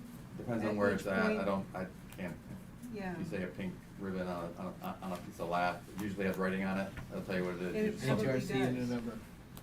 Yeah. Then it's probably a traverse point, so that's where they're taking their survey, that's the elevation that they take to Right. set their control. That's what I'm saying, it Yeah. was an So elevation. please don't disturb those. Well, some of them are Mom's gone. gone now, so, yeah. Yeah, plows Some are gone. come and, yeah. They shouldn't be in the road, but. Do you have a schedule? Brad, back in March, well, actually, this is taken from something you wrote before March, but I mean, it's remarkably on track, honestly, because we had. Remarkably? Yeah. April 28th is second public hearing for SAD, which is what we had today in Village Council to vote tentatively on a road project. I think that's on Village Letters that you wrote that. No, I took this from your I stuff. was trying to give you credit. And then the earliest anticipated construction date you have is the week of June 2nd, or that we have, is the week of June 2nd. Now, they're talking about moving this up even further. They're aggressive, like I said, they're aggressive, and that's why I brought it to your attention. Okay. Do you want to see it going? Or we can say. I'm concerned, yeah. Well, for several reasons, this doesn't concern me anymore, but, but, I mean, if we can get the word out in any way possible prior to, I mean, in May, as long as we get a date, we can do whatever you need. That would be our call tomorrow. Okay. Is to call the All right. contractor and say, hey, you were awarded the contract, when can you pick up the books, here's your here's your letter, let's Okay. start talking about schedule here. We You can- know, if we you say can- you wanna yeah. start May 19th, you better get your bonds and insurances together, and it better be right, because sometimes I've had contractors take 2 months to give me correct insurances. I don't want that to happen, so. We can do e-blast, we can do another postcard, I mean, We can do either Okay. as well. All right. Yeah, however you want, again, whole expectations thing. Yeah. We'd like to set up an email, kind of, listserv, I guess you would call it, where people can sign up for an email. So then we'll send out special email blasts for this, not just waiting for the end of the week one, but anytime something big comes up, like, hey, they're milling today. So when they mill, they'll wanna mill everything. Hey, they're milling today. Here's what you gotta watch out for, when the mill's going through, there might be a 30-minute period where you can't get out. So plan your day accordingly, watch where it's at, it doesn't move that fast. So, just watch where you're at, okay, if you know you gotta get out in a half an hour and you see it kinda down the road a little bit, maybe you leave a little early. But you can't get home. Yeah, you will, it'll be past you by then. It doesn't move that slow. They just did my street last year, you can get it. Yeah. I was joking at that Once- one. You sit and watch it.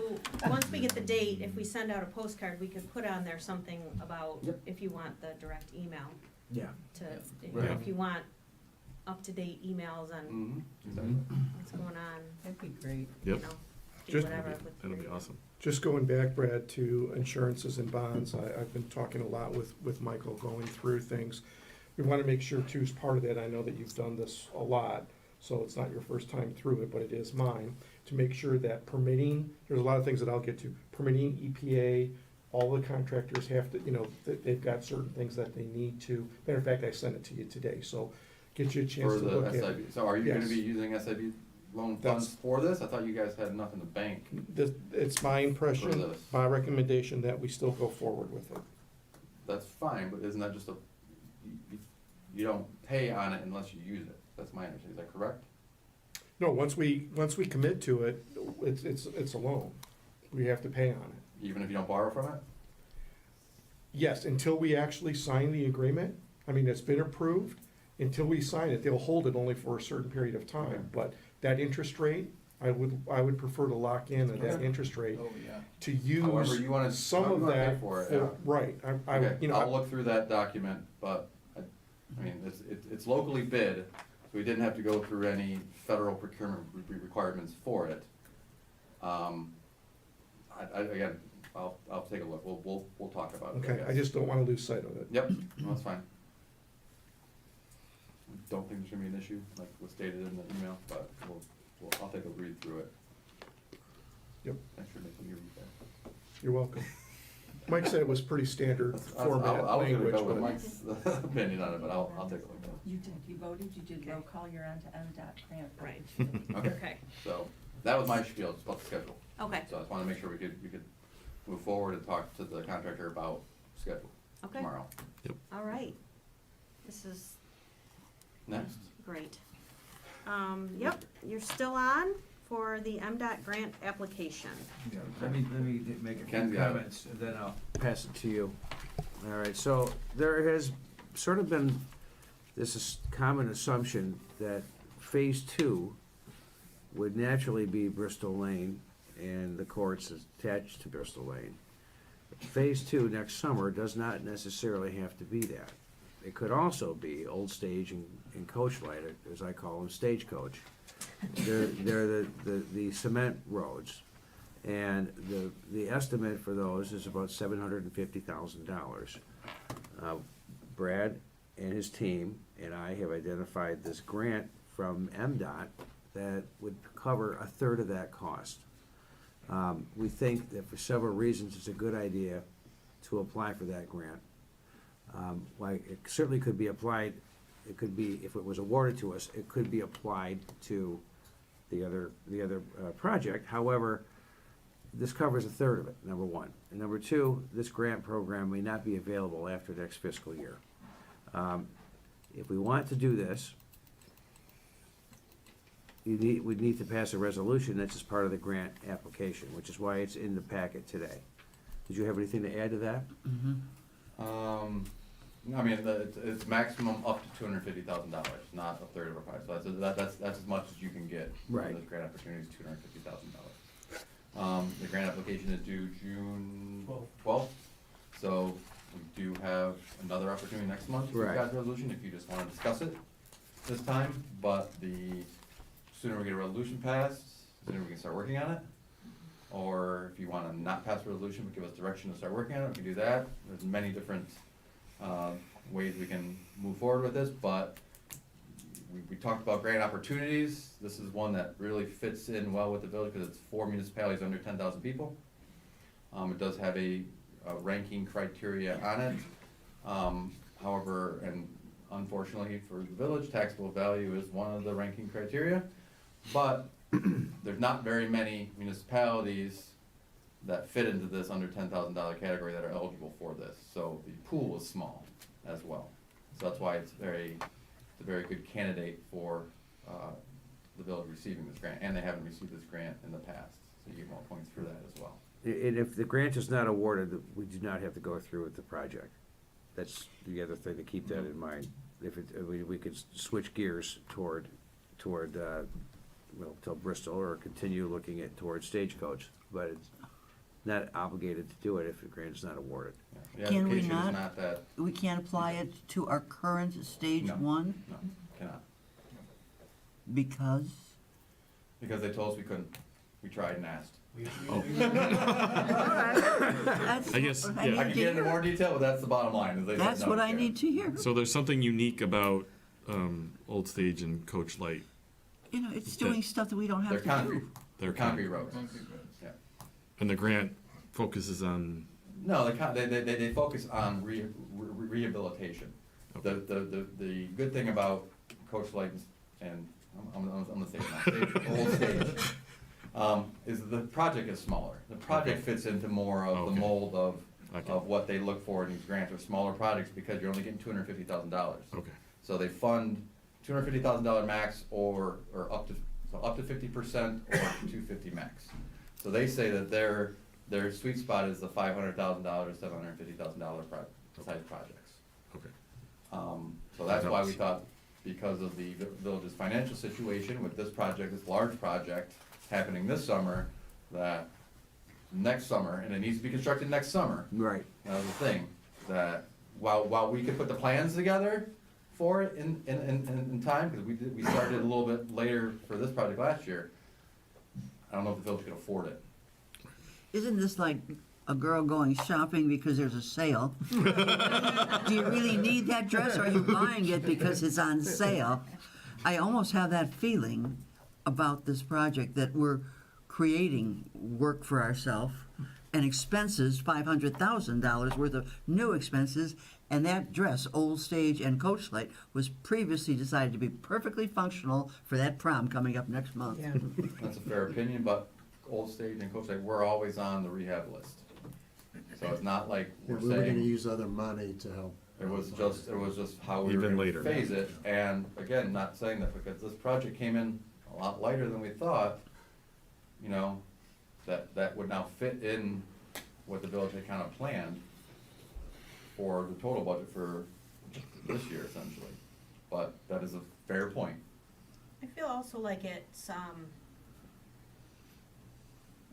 like, how do you do the rest of our roads and not those two roads? Like, Mhm. they're paying the 1 mil, they're, you know, everybody else is paying a special assessment, and then, And if you've driven down them, there are definitely concrete patches that need to be done. right. And Yeah. it's $250,000. It's not gonna ever get cheaper than it is right now. Well, and that would give us another year, we were saying, that would give us another year to save for Bristol, which is going to be a heavier lift. Yeah, So it's sure. kind of giving us another year to save. And again, if the grant's not awarded, you could switch gears and look back at Bristol again, Right. if there's enough money in the kitty. This resolution is just for the application of the grant. Right. Not to go ahead with the project. Right. It's just to say, hey, let's apply for the grant. Right. So the money we're not going to be spending on phase one, is that gonna be dedicated to phase two? The money that's in there that we don't spend is for what we put aside for the roads, yes. It's Okay, road. so phase two. For And plus, for Bristol. we've been. Or phase 3. Or phase three. But we've been saving, or allocating annual amounts for road repair, and we haven't spent those. Is that going into the road fund for Bristol? That is a separate line item that is for maintenance. Okay, so that doesn't go into the road. Right, it's set aside for maintenance. And we'll save that when we need it, or use it on Bristol, Or use it wherever wherever road we need maintenance it. is requested, yes. Right. Again, and because of the preventive maintenance efforts that we're doing on in roads north of 13, that maintenance money is well spent filling cracks and things like that on these new, because again, we're just milling and filling. Okay, we're not reconstructing roads. These will crack within the first couple of years. It's gonna happen. So I wanna, kind of set your expectations here. So that maintenance, again, we got that curve, that Pacer curve, where your 7s and 8s for your rate, and then once you get down to a 6 and it really steeply drops off, we wanna keep it in that good section. So those maintenance costs, so keeping those repair costs set aside for maintenance and not trying to stuff them all into the capital budget for phase 2 or 3, whatever you wanna call it now, that's recommended as well. Your third bullet point says the MDOT grant program may not be available, May be not. available Yeah. So they told us. after fiscal year. So it may be available. or So may if, not if be. all the money is not expended that's set aside by the state for that program, they may choose to continue it. No, they don't have that option. They either use it or they lose it. Right, it was not in the governor's budget. Budget. Yeah, so that was something we specifically asked. So unless the governor decides to change something, that was why we were encouraged to apply for it, because they didn't say that they suspect it would come back. Otherwise, we wouldn't be really, But again, what we're deciding here is to apply. That's it. If we don't get it, or if we get it, we can decide Yes. everything else later. You don't have to So decide this just is- tonight. So there's, so there's no reason not to ask. Right. There's nothing wrong with asking. That is why we're presenting to you. Okay, True. And it's a very simple grant application. Yeah. So all Good we're point. You have to do tonight some work. is we're passing a resolution, if council decides Yeah. to ask them to apply for the grant. Right. That's all we have to do tonight. That's all we have to do. Yep. One other question, sorry. Yep. The Bristol Lane project has feeder roads, say you're in different roads coming into Bristol Lane. Mhm. Could some of, Milling and filling, not as much. So Yeah. prices, your economy of scale prices that you got for this round, or you're not gonna see that for that. However, for the concrete patching program, that cost of concrete is cost of concrete. You know, that's all they do. They tear up old patches, they put new patches down. That's what they do. There's contractors that specifically just do that. The paving contractors you'll get doing these cul-de-sacs are gonna be your smaller contractors, that are maybe just trying to get in, and trying to get into municipal work and things like that, paving or parking lot contractors, things like that. So my recommendation would be to do the concrete patchwork. It fits in a little bit better to that small size project. Small size HMA projects tend to be more costly per square yard of pavement put down. And what the preventative maintenance language is a pretty important factor too. They give you a lot more leeway with when you work with concrete on what's grant eligible and what isn't, versus with HMA, like they put pretty hard lines on, you know, say 1.5 inches of new pavement versus 2 inches. You're crossing a line where, hey, this isn't grant eligible anymore. Yeah, but everything we had proposed for the cul-de-sacs would fit into the preventative maintenance, so. For me at least, I like the proposal. I think it's, we had anticipated doing those roads at some point in time regardless. So it's still in the big picture, if you will. We've said it many times, the roads south of 13 Mile are going to be challenging, and however we look to finance them, they're gonna be expensive. And I think we should leverage everything we can on that side at the time we do the project, so we could do Bristol Lane and all the tributaries that feed into it. So, One other thing to think about is, if we do propose, and again, at this preliminary phase, I don't know, but there are already drainage improvements on those feeder streets. Yeah. Ultimately, they would feed to the main line on Bristol, which if you don't do it at the same time, they're not there. so that's another good point. So, Well, at least for me, I think So it was- that it was this a good work, idea. this work needs to be done. We're talking about doing it earlier than That's- later. you just gotta ask the question. And, I think we should, if we can get $250, we should get every penny of yeah, Yep. agreed. Okay, so is there, would somebody like to move to resolve to direct HRC to apply for the MDOT grant as presented? I will make that motion. And What you said. Yeah, I'll second it. Okay, any further discussion? That's resolution number We number them later. 25. Okay, later. And this is a roll call. Then Yes. any discussion, I'm sorry? Roll call. DeRoney, Aye. Hageman, Aye. Howard, Aye. McAlexander, it. Aye. Mashigian, Aye. Miller, Aye. Blackburn. Aye. All right. That's unanimous. Thank you. Thank you. Need me for street signage? We don't need you here, but if you'd like to stay. Oh, yeah. But Stay. I'll if you're stay. interested, but. But I'm He's not- gotta sit down in the If I don't morning. gotta stand up, I won't stand up in front of you. Yeah. I'm sure you got better things to look at. This is still preliminary stuff.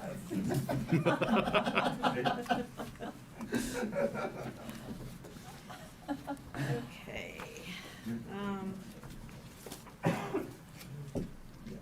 Should have split these up better, but, Grab one, pass it down. yeah, but I want it to go this way too, so I don't know how many exactly I have. If we have to grab another one, we will. Okay.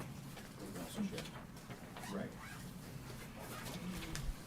So we discussed, last month, the possibility of updating our street signs while we're doing this project. It seems like the logical time to do this. So I've taken another baby step. Bill and I met with the road commission, Alex from the road commission on April 10th. And we found out all of the sort of rules and regulations that we have to follow if we want this to move forward. And so with that information, I contacted the company that does a lot of the signs around here, Beverly Hills, I think they did Ferndale, maybe Berkeley. So they're familiar with all the regulations, and they also do Beverly Hills, so if we needed like a stop sign replaced or something, this is who they would call. So it would be a consistent company to work with. This, on the front page, the Bingham Farms, if there's any leftovers, by the way, you can just set them out somewhere if anybody in the public wants to look at it. I didn't get the information early enough to get it in the packet, so my apologies for that. So this is just a preliminary idea. I want to reiterate, nothing's been locked in. I'm just very much in the research phase. But the lady that I'm working with kind of suggested this, and I had her just use Bingham Road randomly. And then putting Bingham Farms at the top of the sign. So we've had this sort of ongoing, sort of two sides. Some people want signage that says Bingham Farms, like big signs when you're entering Bingham Farms, and some people don't. Traditionally, this I feel like is sort of a middle of the road. Again, we don't have to go with this, but I feel like we're still creating an identity for ourselves. We're still letting people know that they're in Bingham Farms, but we're not flashing it in front of their face. You're not gonna really see this when you're just driving by. I think it looks nice. We also could do just a straight sign that would just be like a traditional street sign. Like a rectangle. Yeah, just a regular rectangle. The other reason why I kinda like the arch is because everything that you do to add to a street sign pole costs money. So the cost that we see here before us on this estimate is just for a round black steel post, just a straight post with the sign on the top. There's nothing, no frills to it.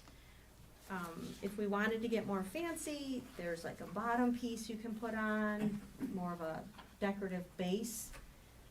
There's things you can do on the pole, and then even at the top of the pole, above the street sign, you could add a finial, that kind of thing. So everything that you add is obviously gonna add to the cost. I sort of felt like with the arch, maybe we wouldn't need a finial. It would kind of create a topper. But I'm open to suggestions. The cost, you can see here, again, for just the basic, which would be fine, would be approximately $26,000. So, you know, I just kind of want to get the temperature of council of, I think the signs that have been there, you know, many of them have probably been there since the 50s, with maybe some replacements here and there, but this is gonna be something that's gonna be here for a long, long time. But again, we wanna weigh the cost of it as well. I'd like to see a recommendation of different kind of posts besides the straight black and the cost. Because I just drew a little deal, and a straight black is really an unattractive, boring post. And if we can see the cost difference between a different base, then we could make a better decision. And maybe a picture, you know, like the different signs that you were just alluding to. Right. If they have a website or a catalog. Unfortunately, they don't. So how do we get pictures so of all of those? What I've done is I had sent the one that's on 13 in Old Stage. 13 in Old Stage. That's kind of the one that I would like to model after, only because it's already there. But it's gonna be more expensive. But then all the signs would match. I agree, I'm not a fan of the straight post. I'm just trying to start low. just to see if council's even interested in something like this. Yeah, so I think, I mean, I kind of back up and say, coming out of last month, we agreed we want to do something. Can we? How wide, from, the first question was to Oakland County roads, like how wide is the spectrum of what we can do? It sounds like it's pretty wide. It's pretty wide. Their big, So- big so that's not thing the is that's not breakaway the- posts. Yeah, Okay. that's their big thing. So as long as we're doing it within their rules of breakaway posts, it's pretty open. It more becomes a question of how extravagant do you want to get? How good a prom dress do you want? It's infinite. Hey, we're spending money today. Go So, Go to the yeah, thrift store. for a, okay, here's an idea and a version of a thing, and it would cost us something about like Well, the this. post is the most expensive part of the project. Yeah. Well, yeah, 14,000, that's not interesting, probably because 26. it's breakaway. Right. So, I think, yeah, the first steps in, yeah, sounds good, that And we I should, would say we other should do. sign companies for competitive bidding. Well, yeah, what's the catalog look like? What other sign companies are there? How do we go forward with all that? Is that the next steps after this? So, I would like to add to that too, does this then take away the 3 sign, units that are on the bid? Or is this an additional to that? I think this would replace it. I believe that's in addition. Most of the signs that are in the bid are like stop signs. Right. Yeah. Regulatory type signs, not street So that signs. doesn't The include- street signs were remove and salvage and Replace. replace, just because we knew you guys were gonna do something. Okay, So- so this is in addition to that? To the Correct. street signs, to Okay. the traffic signs, Good. but Okay. they won't charge us for replacing the existing street signs. Well, we don't know when this is gonna take place, so we gotta put them back. So yes, you'll pay Unless we to, have them. you'll pay to remove them and put Okay, them we put back. 'em back. Unless you have them in the meantime, the coordination there would be very difficult. So probably have to take them out, put them You're in back. charge, Again, man. if they even need to take them out. Right. If they don't need to take them out, they won't, because it's not, Yeah, if they don't have to they do work, might they not. won't. Right. But they have to take it out for their You can construction, do the whole building. they'll get paid to take it out, salvage it, and put it back. Right. It's gonna be hard to coordinate the two, I guess, for the amount, so. But again, we're only talking about street signs, not the stop signs, the yield signs, all those other signs Those are are already new. totally different, yeah. Yep. These are just for street Just street signs. signs, okay. And these are, this is black, right? Is that So green? we can get different colors, I haven't even, Ah, I wasn't even sorry. gonna go there yet. It's a big catalog. I just said, can we just start with black and white? You Yeah. know, there's certain colors that they can't do. Like she said, like red and white, because that's a stop sign. Stop sign. So, you know, we could do maybe green and white or whatever, but, you know, I can definitely get some more fancy, ideas. I just wanted everybody to have an idea of what we're talking about. Well, can we at least look at the price of what it would take to do what is already at 13 and, is it 13 in Old Stage? Mhm. Yeah. You said that would be probably more expensive than this. Yes, it's definitely more expensive, yeah, cause That might be. they've got Let's see, base, they've got, I think, a finial, Okay. yeah. Who did their signs? I Beverly mean, Hills, who I'm paid, assuming, oh, Beverly Hills. because they're part of that sub that goes to Beverly Hills. Oh, so that. That's Even why though they're okay. Bingham Farms, Hmm? even though they're Bingham Farms? Is Right, that but Bingham? I'm assuming the neighborhood was getting the signs I- at the same time. I'm thinking that the HOA just Okay. paid for it and did it, Okay. that's what I'm thinking. Interesting. Yeah. So, ideally, I mean, it'd be great if we could just go off what they already have, because we would, Yeah. then it wouldn't be the only Right. sign that's different. But, Yeah. you know, it'll be more expensive. But like I said, if it's here 50 years from now. $250,000. Okay, I Okay, but it's will- at least something for us to look at. Yeah, Say, does it whether make it's sense? $30,000 or And $100,000. from a second bidder as well. Yeah, yeah, for besides- sure. Yeah. I asked if there was a catalog, I wanted to bring a catalog, Yeah. and There's it's, just not there's one. really not. She's like, there's just so many choices and Yeah. so many different, like I say, not everybody has a breakaway, we have to have a breakaway, I mean, Yeah. there's like a million, Yeah. millions of choices. Wow. So, okay, Good. Thank you. do I wanna, sure. Sure. Can you see this?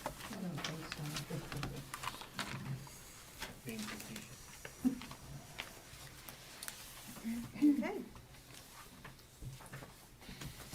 Okay, next is our new business, and I have somebody very exciting to introduce, finally. She's been sitting here so quiet the whole time. This is Jamie Moore. This is who the interview committee selected to be our new village manager. Jamie comes to us with enormous amounts of experience. She's ready to hit the ground running. We had a really good response to our MML ad. We got, I was surprised at our response, but Jamie rose to the top for pretty much our committee and our staff as well. So I guess I'll let Eric or Mike, if you want to go through the process we went through, and then if Jamie, if you want to stand up and just say hello. Yeah, sure. Right, so the three of us went through with, well, recommendations from Rania about Raina. She's not here. I know of Rania, sorry. I haven't worked with her before. Yeah. Right, so, right, we had recommendations, it was narrowed down to the candidates that we interviewed. And we spent a lot of time with everyone on 2 long nights and talked through, not just hearing, going through their resumes, but spent a lot of time in great discussion, what kinds of people they are, what kinds of different things that are going on, how they would see what was going on here, and great conversations with them. Me personally have spent a lot of time at GM interviewing a lot of people, and so it was really actually fun going through and doing this with a whole different set of people, but also bringing my experience of how do you get to be a conversation versus a grilling that I don't think we did to the candidates. So in going through and talking with everybody and getting it, we, after every individual, had short conversations, little takeaways, and then after interviewing everyone, spent a lot of time talking through pros and cons and aspects. We had 4 great candidates that all would have been very good. We all agreed that all of them would have been great choices. But we were able to then individually think about who our first, second choices were. And again, something that I'm used to going through. And it was really nice working with Lisa and Eric going through this of each of our, we didn't have the same list. And so we were able to go through and hear from each other. And me personally, even knowing that even throughout our little conversations after them, reacting what we heard, what was important to us, and I changed throughout talking to everybody. So, and then we all spent time talking through each of our top 2, why they were that way, and then came up with a great first choice, and then also we, had to have a good second choice, and we're able to work through that and resolve who our first choice was, and then went forward with offering Jane the position. So, anything I I've don't missed think to the so. process? I'm like Mike and Lisa. I think we did a very thorough job. I think we spent a lot of time with it. I thought it was a very thoughtful process. It's an important job. I was very pleased with the outcome. Yes. I'm very pleased that Jamie is accepted, and now based on a vote of the council, do we move forward or not? But I'm very excited about her presence in the village, and I think it'll be great for us. Yep. Jamie, do you have anything? Yeah, I would just say I think I'm a great fit for the village. I'm really excited. Actually, even just being here tonight, there's a lot of topics I can really help with. I've successfully gone out for fire millages, a lot of experience with SADs, roads, etc. A little bit background about me. I started out in Sterling Heights when I was just in high school. Then I moved on to Oakland Township, where I was there for 17 years, mostly as assistant manager or manager, and then most recently Independence Township. So that's my background, and I'm really excited. I think I'm like a really good fit, and I think I'll be great for the village. She's also run marathons before, so. Not lately, no. Well, I'm trying to get you going again. Tonight's kind of a marathon.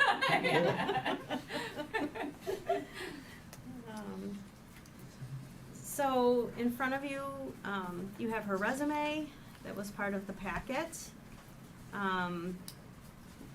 And so the plan is tonight to vote on her contract, subject to any further details. We've run it past our attorneys already one time, so if there's any sort of little tweaks, we're gonna talk to Ken again, we're gonna talk to Jamie again, but we can pass, this contract, subject to any small changes, and move forward, because sort of what I've laid out with Jamie and Ken is, that Jamie's first day would be May 12th, and Ken and Jamie would work together that week, so that Ken could introduce her to some key people, go over all the village stuff, office stuff, that would need to be, familiar with for Jamie. That also means she could attend the, May 12th Planning Commission meeting, so she could be introduced to Planning Commission members. And then attend our May 19th council meeting. They would attend jointly. And then that would be Ken's, final day, final night. And from there on out, Ken was gonna take a couple of vacation days to make room for Jamie, and they would hand off the baton at our next council meeting. So we would be off and running. So there would be no lag time, no interim needing to be hired. So that's the plan, that Jamie would start May 12th, attend planning, attend our next council meeting, and we would be off and running. I don't want to turn this into a public interview, but if there's any general questions being had, like I said, we've pretty thoroughly vetted you. Raina has, so the person that we're working with, our recruiter, has done a background check, references, she handles all of that for us. That's part of what we pay her to do. So that's all come back clean and very, very highly spoken of, so. I've known Raina for a long time. Yeah, plus they know each other. I'm not sure about this. Section 9 benefits, it talks about PTO, and it says 12 days per year PTO upon the start of his 6th year of service, August 27th, 2024. Is that from Ken's contract? Oh, yeah. So I knew we'd miss one date. Yeah. That's why we're saying pending any small. I just spotted that today, yeah, it's a vestige from Ken's contract that needs to be cleaned up Okay. as we finalize it. So anything should be subject to that change. And the personnel policy that we have.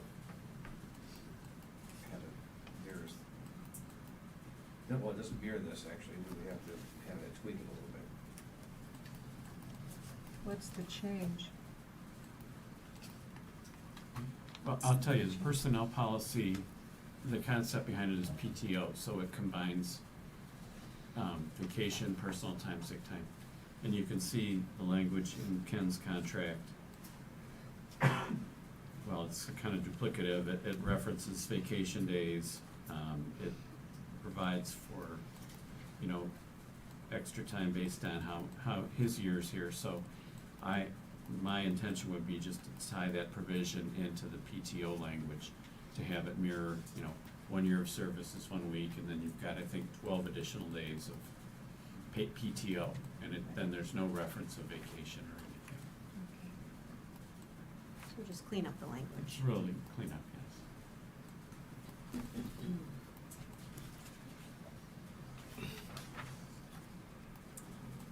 So if there's no other questions, I would ask for a motion to approve the contract for our new village manager, Jamie Moore. Is I there a move motion? to approve the contract for Jamie Moore. Is there a second? I'll second. Any further discussion? Should we do a roll call? Sure, let's do a roll call. Okay. Blackbird. Aye. Hageman. Aye. Deroni. Aye. Howard. Aye. McAlexander. Aye. Miller. Aye. Mashigian. Aye. All right, it's a unanimous vote. Congratulations. Welcome aboard. Congratulations. Congratulations. Yes. We very much look forward to working with you. Yes, Yeah. I can't wait, thank you. Yep. Congratulations. So, feels so kind of anticlimactic to move on from that, but we want to get out. This is late for us.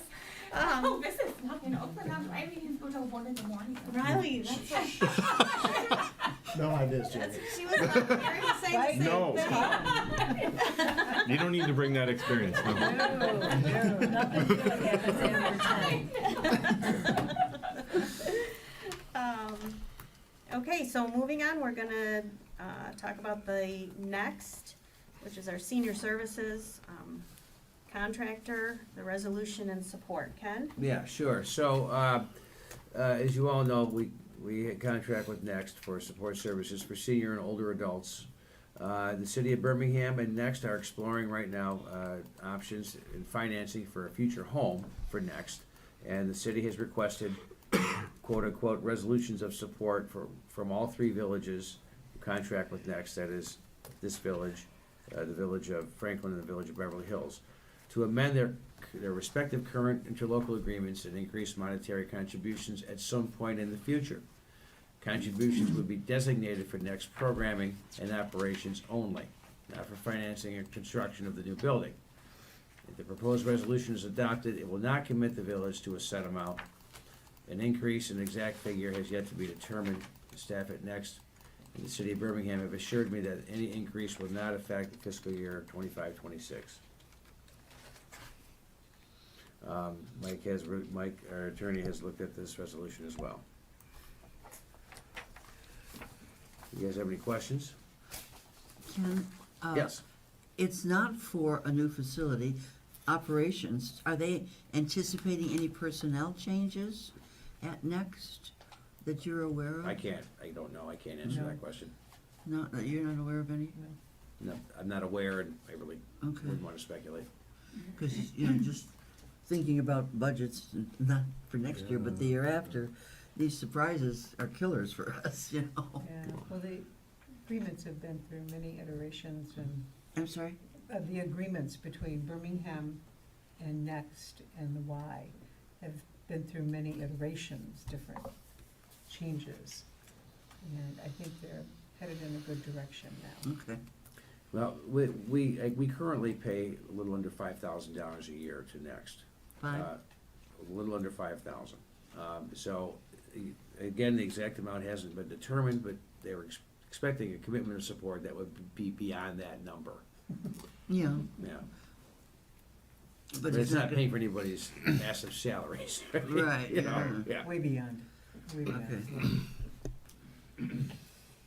So, there's a resolution to be offered and supported, and it would be a roll call vote if you feel that this is appropriate at this time. Again, this doesn't commit you to any dollars this fiscal year at all. But it would commit us to dollars in the next fiscal year. Well, we don't know how much, that number hasn't been determined yet. Yeah. It's not in here. That's the problem. If it comes, We will continue to support them. That's what. it's a letter of intent-ish. Basically, yeah, Yeah. yeah, the council, their Birmingham councils, I understand it, would like to feel a little more comfortable as they Yeah. move forward with the bond issue that would be on their ballot in November, presumably in November, to Yeah. pay for that new building.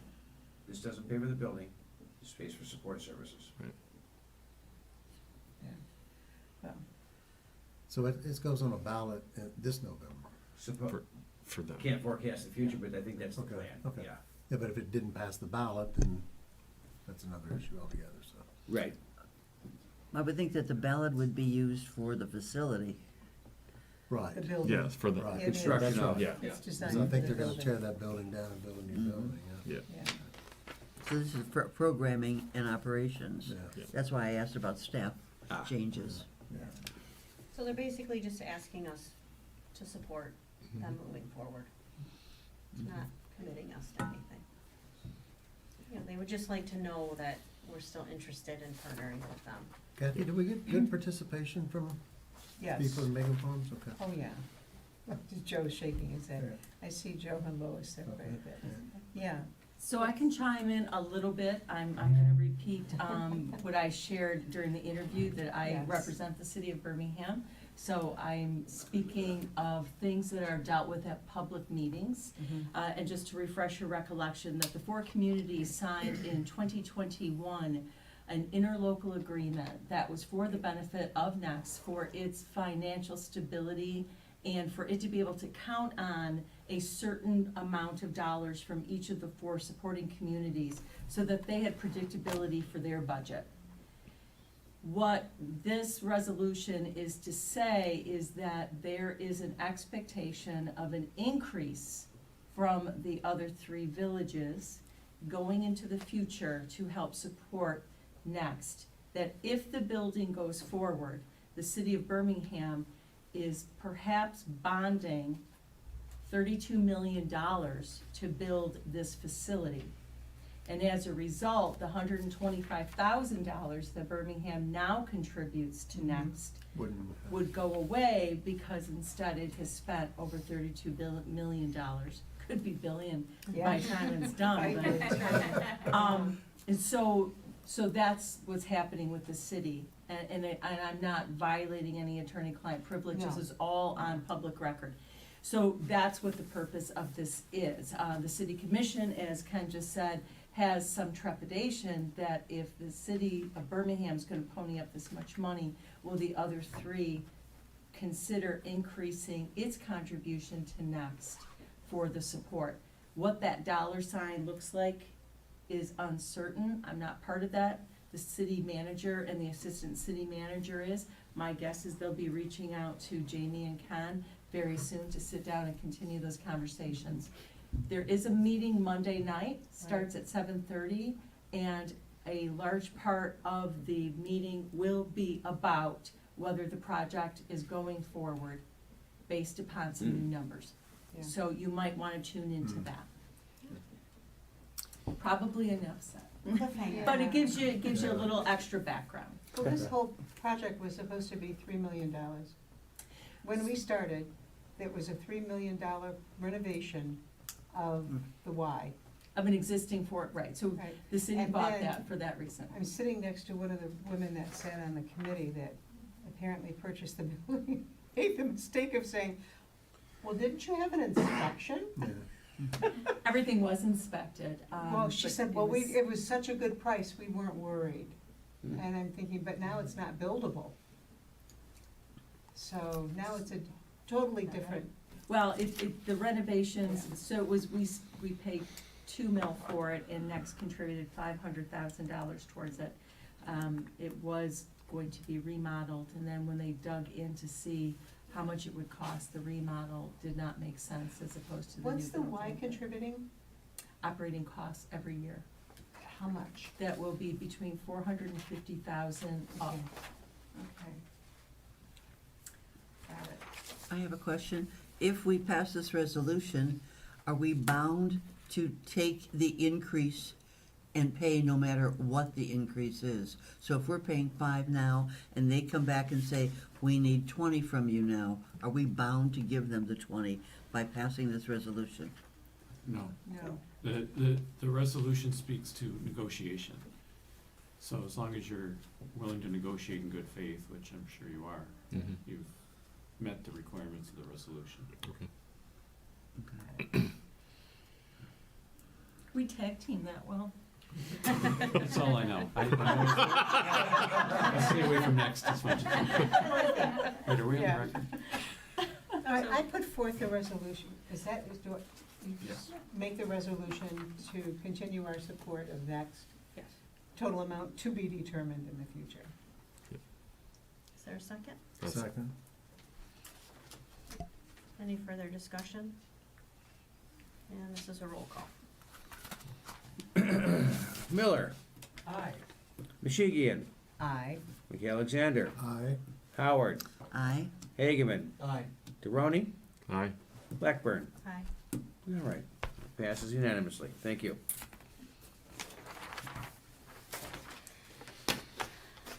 The last item under new business is the amendment to the FCO zoning district. Ken? Yes, okay. This is an amendment to the zoning, the FCO, which is basically the strip along Telegraph. Planning Commission has weighed this and has worked with our planning consultants. They would like to add a use, which is known as medtail, which you may have seen quite a bit of now in those types of buildings in other communities. Includes doctors and dentist offices. They seem to think this is a good fit. As you know, we've had some issues with buildings or with businesses coming in and out of those properties along Telegraph. We finally have a couple of new restaurants involved. Of course, there's another vacancy in another spot.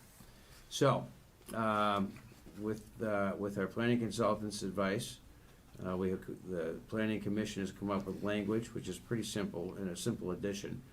They held a public hearing recently, earlier this month, right? Yes. Yes, earlier this month, and unanimously recommend that council adopt this ordinance. This ordinance amendment, which simply again adds medtail or doctors and dentist offices to not exceed 3,000 square feet in size. And they're asking that you approve this change so that we can make the change to the zoning ordinance. Any questions? So this just adds to what the buildings could be used for. Yes, yes. It doesn't take anything away, it just adds. What worries me on this is that the original intent of those outlot buildings was to provide services for the businesses that were there. And then we started, and somehow retail got put into that. And when I was on the planning commission, that was one of the things we wanted to make sure that it was just set up to handle, okay, whatever would come off Telegraph, but the majority of it was set up to handle what could come out of the offices there. So my question is, do we really want to go in this direction? I know planning commission says, but there have been a number of med facilities that have opened and closed, both north and south on Telegraph. So it's like, I think you're referring to like urgent care kind of facilities. are those more urgent care or are those more Or med those style? those clinics that people just drop into. This is more doctor's offices where appointments are set. That's why there's a size limit. And I agree with you that the idea, the intent of having restaurants in those buildings to service the office buildings behind them is great. There's just not as many people working in those buildings anymore. And not as many restaurants wanting to move in. And that too. Yeah. But I think having medical is, I mean, generally it's a very professional environment and they're stable. I mean, once a doctor opens an office, they don't wanna have to move. I mean, it would have to be something horrible for them to pack up and move all their patients someplace else. So if you can get physicians to come in or dentists or even easier than that would be like psychologists because they don't need all the equipment. But I think it would be a good idea. There you go. We need the revenue. It is very high. Yeah. And I guess That was just me. I'll adjust it as soon as we're having this conversation's over and Bill takes over. This sort of lends itself to, having an economic development coordinator that has, spoken to the building owners and, we're trying to support them. And I understand that it was not the original intent, but, COVID wiped out a lot of people out of those buildings and We're Well, we just are- trying to Well, support. I mean, I guess I can understand the difference, but we're sitting in a building right now where we've got Yeah. dentists next door to us. Right. You go across to the other Orthopedic, Jamestown and it's yeah. full of doctors and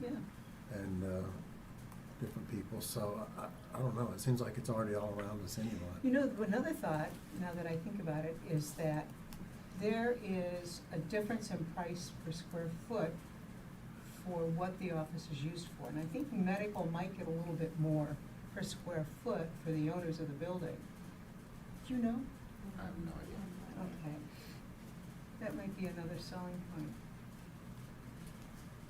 The question, you know, is, do we want to expand the uses a little bit to help support the building owners?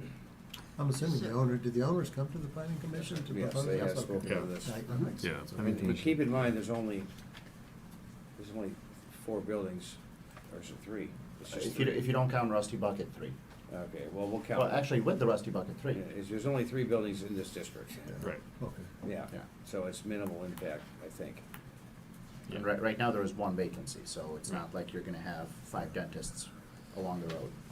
Well, I know, the real estate is evolving and changing, and we want to make it inviting in certain ways. And I know planning commission has been through what thing could go in there and shouldn't go in there, and we don't want in there, and planning commission, actually said this, so it makes sense.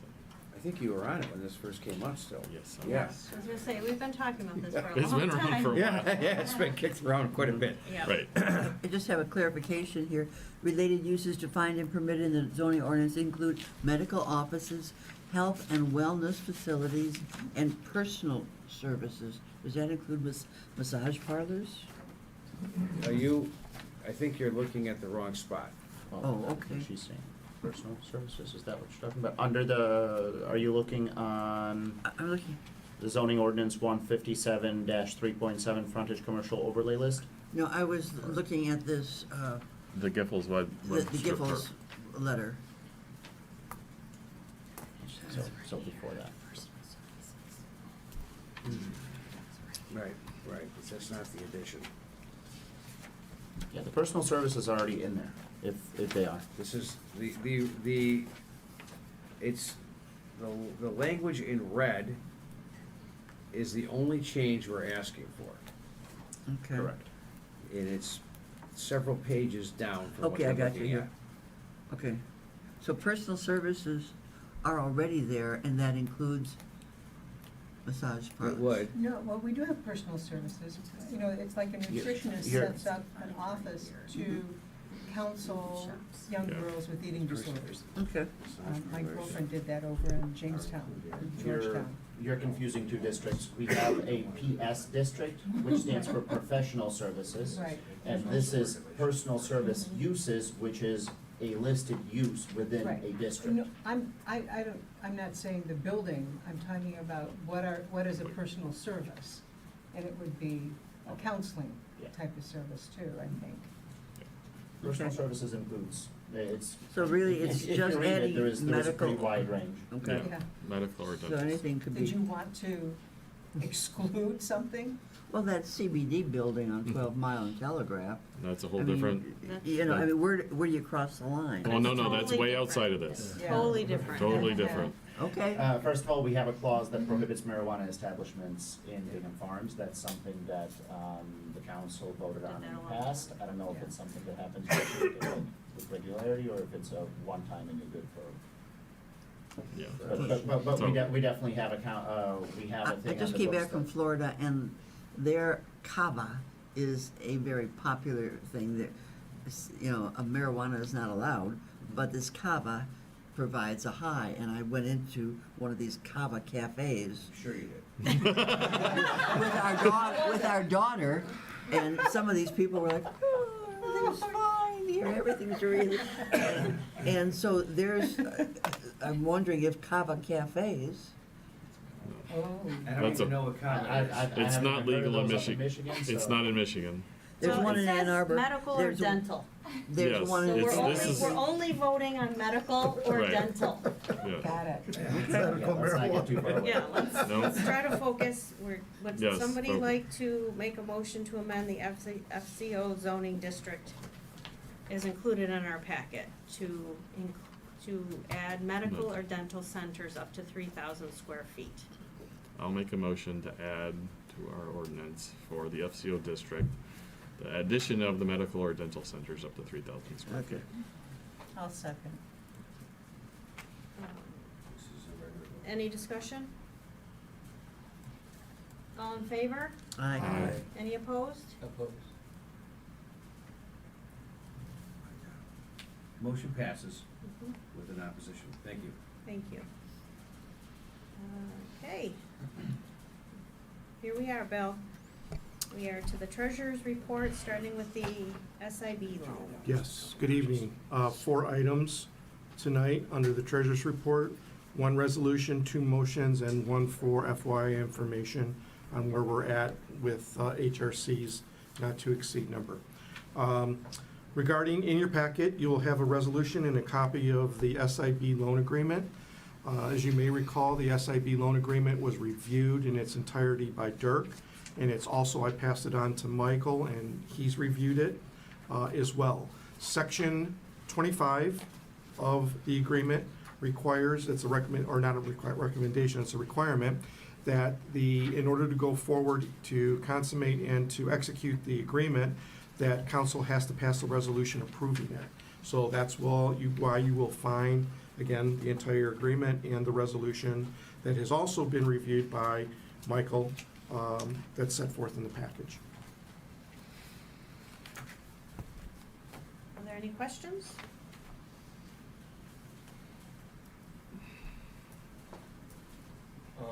The 3.2% interest, that is for the entire Term. term of the loan? Yes, sir. Okay, that's pretty good.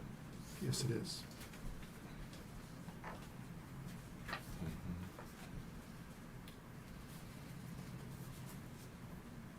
So I figured out the cost of the loan is gonna be basically $375,000,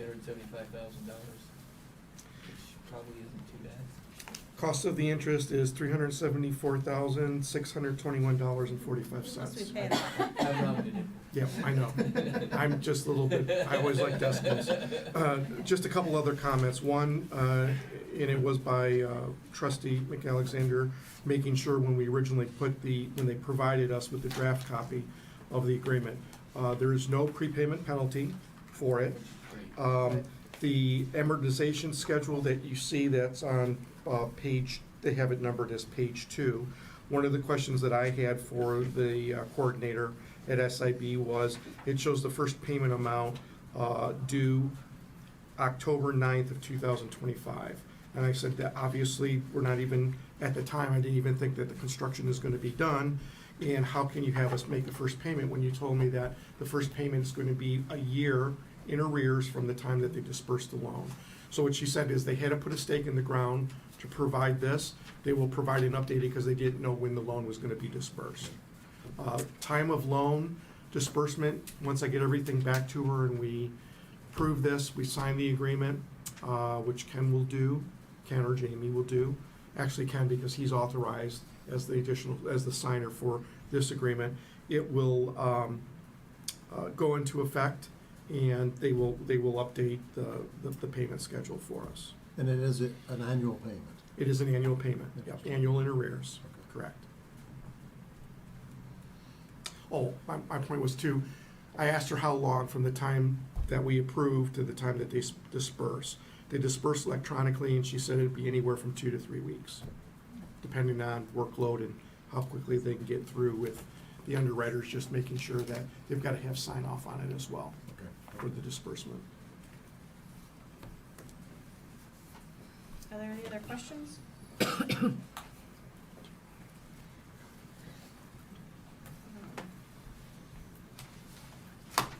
Would anybody, yes, somebody needs to forward the resolution, offer the resolution as presented in our packet for the SIB. So moved. Second. Any further discussion? Roll call. Blackburn. Aye. DeRoney. Aye. Howard. Aye. Hageman. Aye. McAlexander. Aye. Miller. Aye. Mishigia. Aye. That passes. Thank you. Great. Great. Next is the approval of the April 2025 bills. Yep. So the glasses come on. In your packet, there's checks disbursements out of the general fund for the time period of March 26, 2025 through today, April 28, 2025, in the amount of $170,925.84.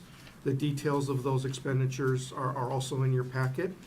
Under the disbursement for the same time frame for gas and weight, it was a whopping $450 from Johnson Landscaping, for a total dispersed out of both funds of $171,375.84. If there's any questions regarding any of the expenses in either fund, I'd be happy to answer them.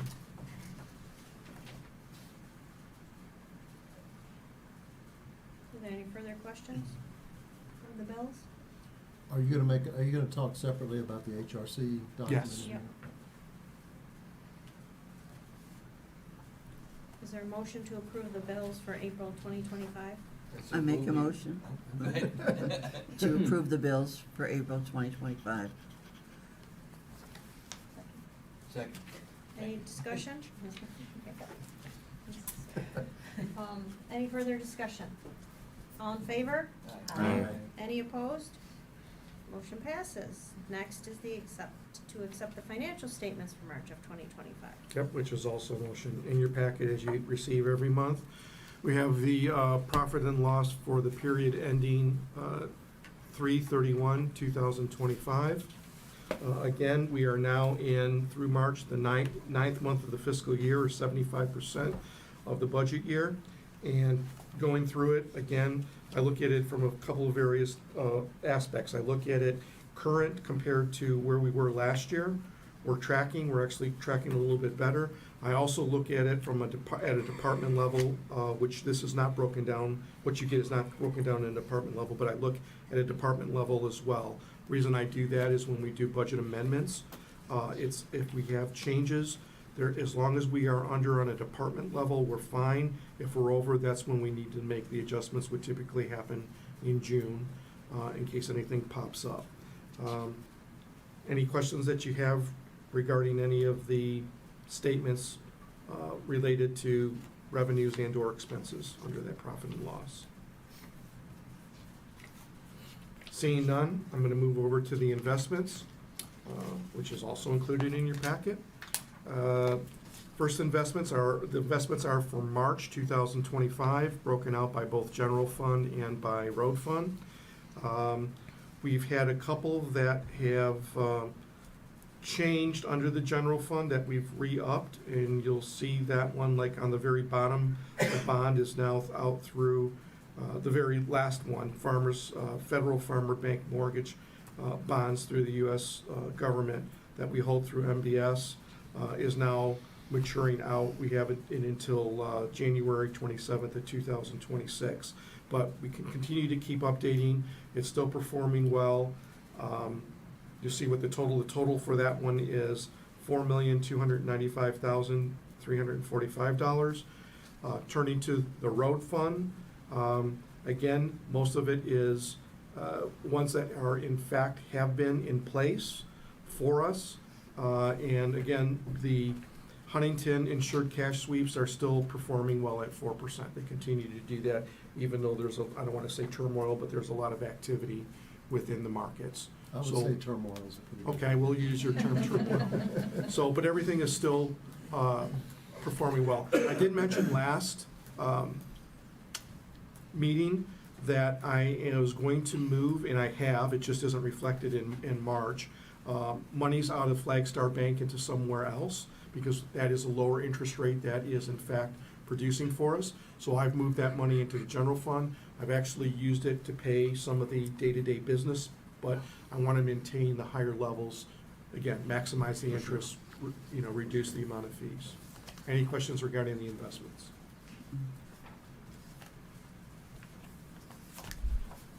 If there's no questions, somebody want to make a motion to accept the financial statements for March of 2025? I move to accept the financial statements for March 2025. I'll second that. Any discussion?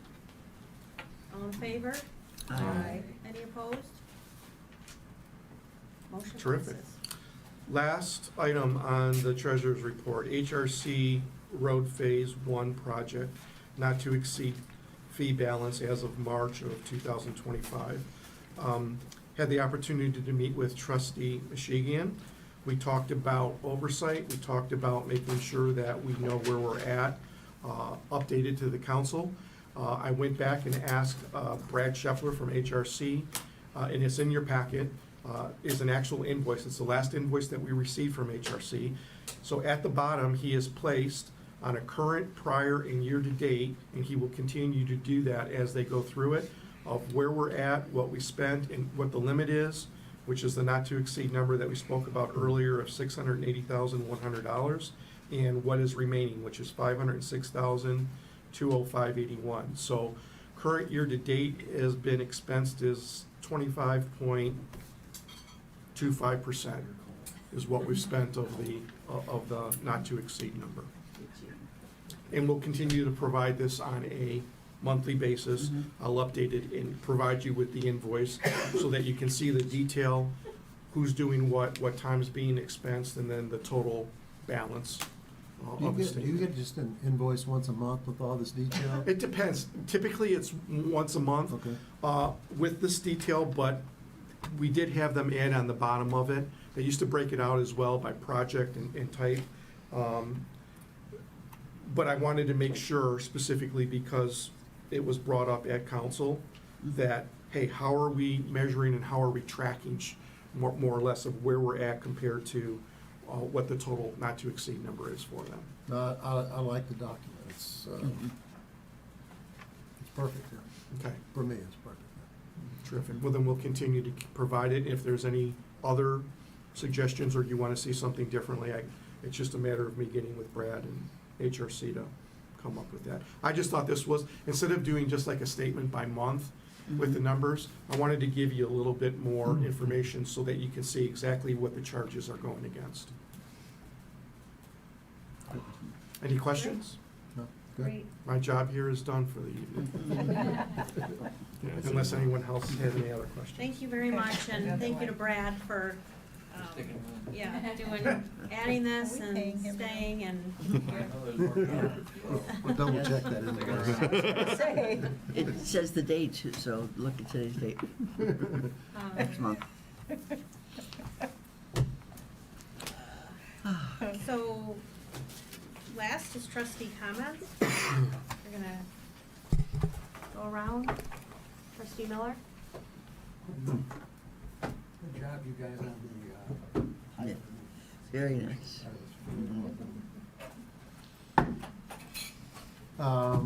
We covered a lot tonight, so it was good. It was great. It was great to see things moving forward. It's great to see some new faces, lawyers, and Jamie. Yeah, I think we got some good momentum going right now. So good job. Thanks, everybody. Yeah, again, I bring from work that change is scary and change is good. So lots of change going on, and it's exciting to see how we can continue to, all the things that we have coming in front of us and all the people participating. It's going to be good. And I'm anxious to get as much information as soon as possible for the budget, because we're really up against a wall on it, especially with possibility of another $500,000 for old stage roads if we get the grant, and who knows what. So lots of pending huge expenses. Well, I welcome both Michael and Mary, and certainly Jamie as well. I think it's a great addition to our team, and we appreciate Brad. Brad's sitting back there going, oh, what about me? Brad too. We need help, and you're all right there taking care of us, so we appreciate that very much. I think pretty much everybody said the same thing, but welcome, guys. Mhm. Now that you've seen how we operate, sure you wanna stay? They're not going anywhere. Yeah, but we do welcome you, and thanks, guys. I reiterate the same thing. Welcome, welcome, welcome. I look forward to the future. Thank you all for hanging in tonight. It was a lot. Thank you to our staff for putting it all together. I Is it? do need a This is- motion to okay. adjourn at 10:20. So moved. A second. Any discussion? No, no. All in favor?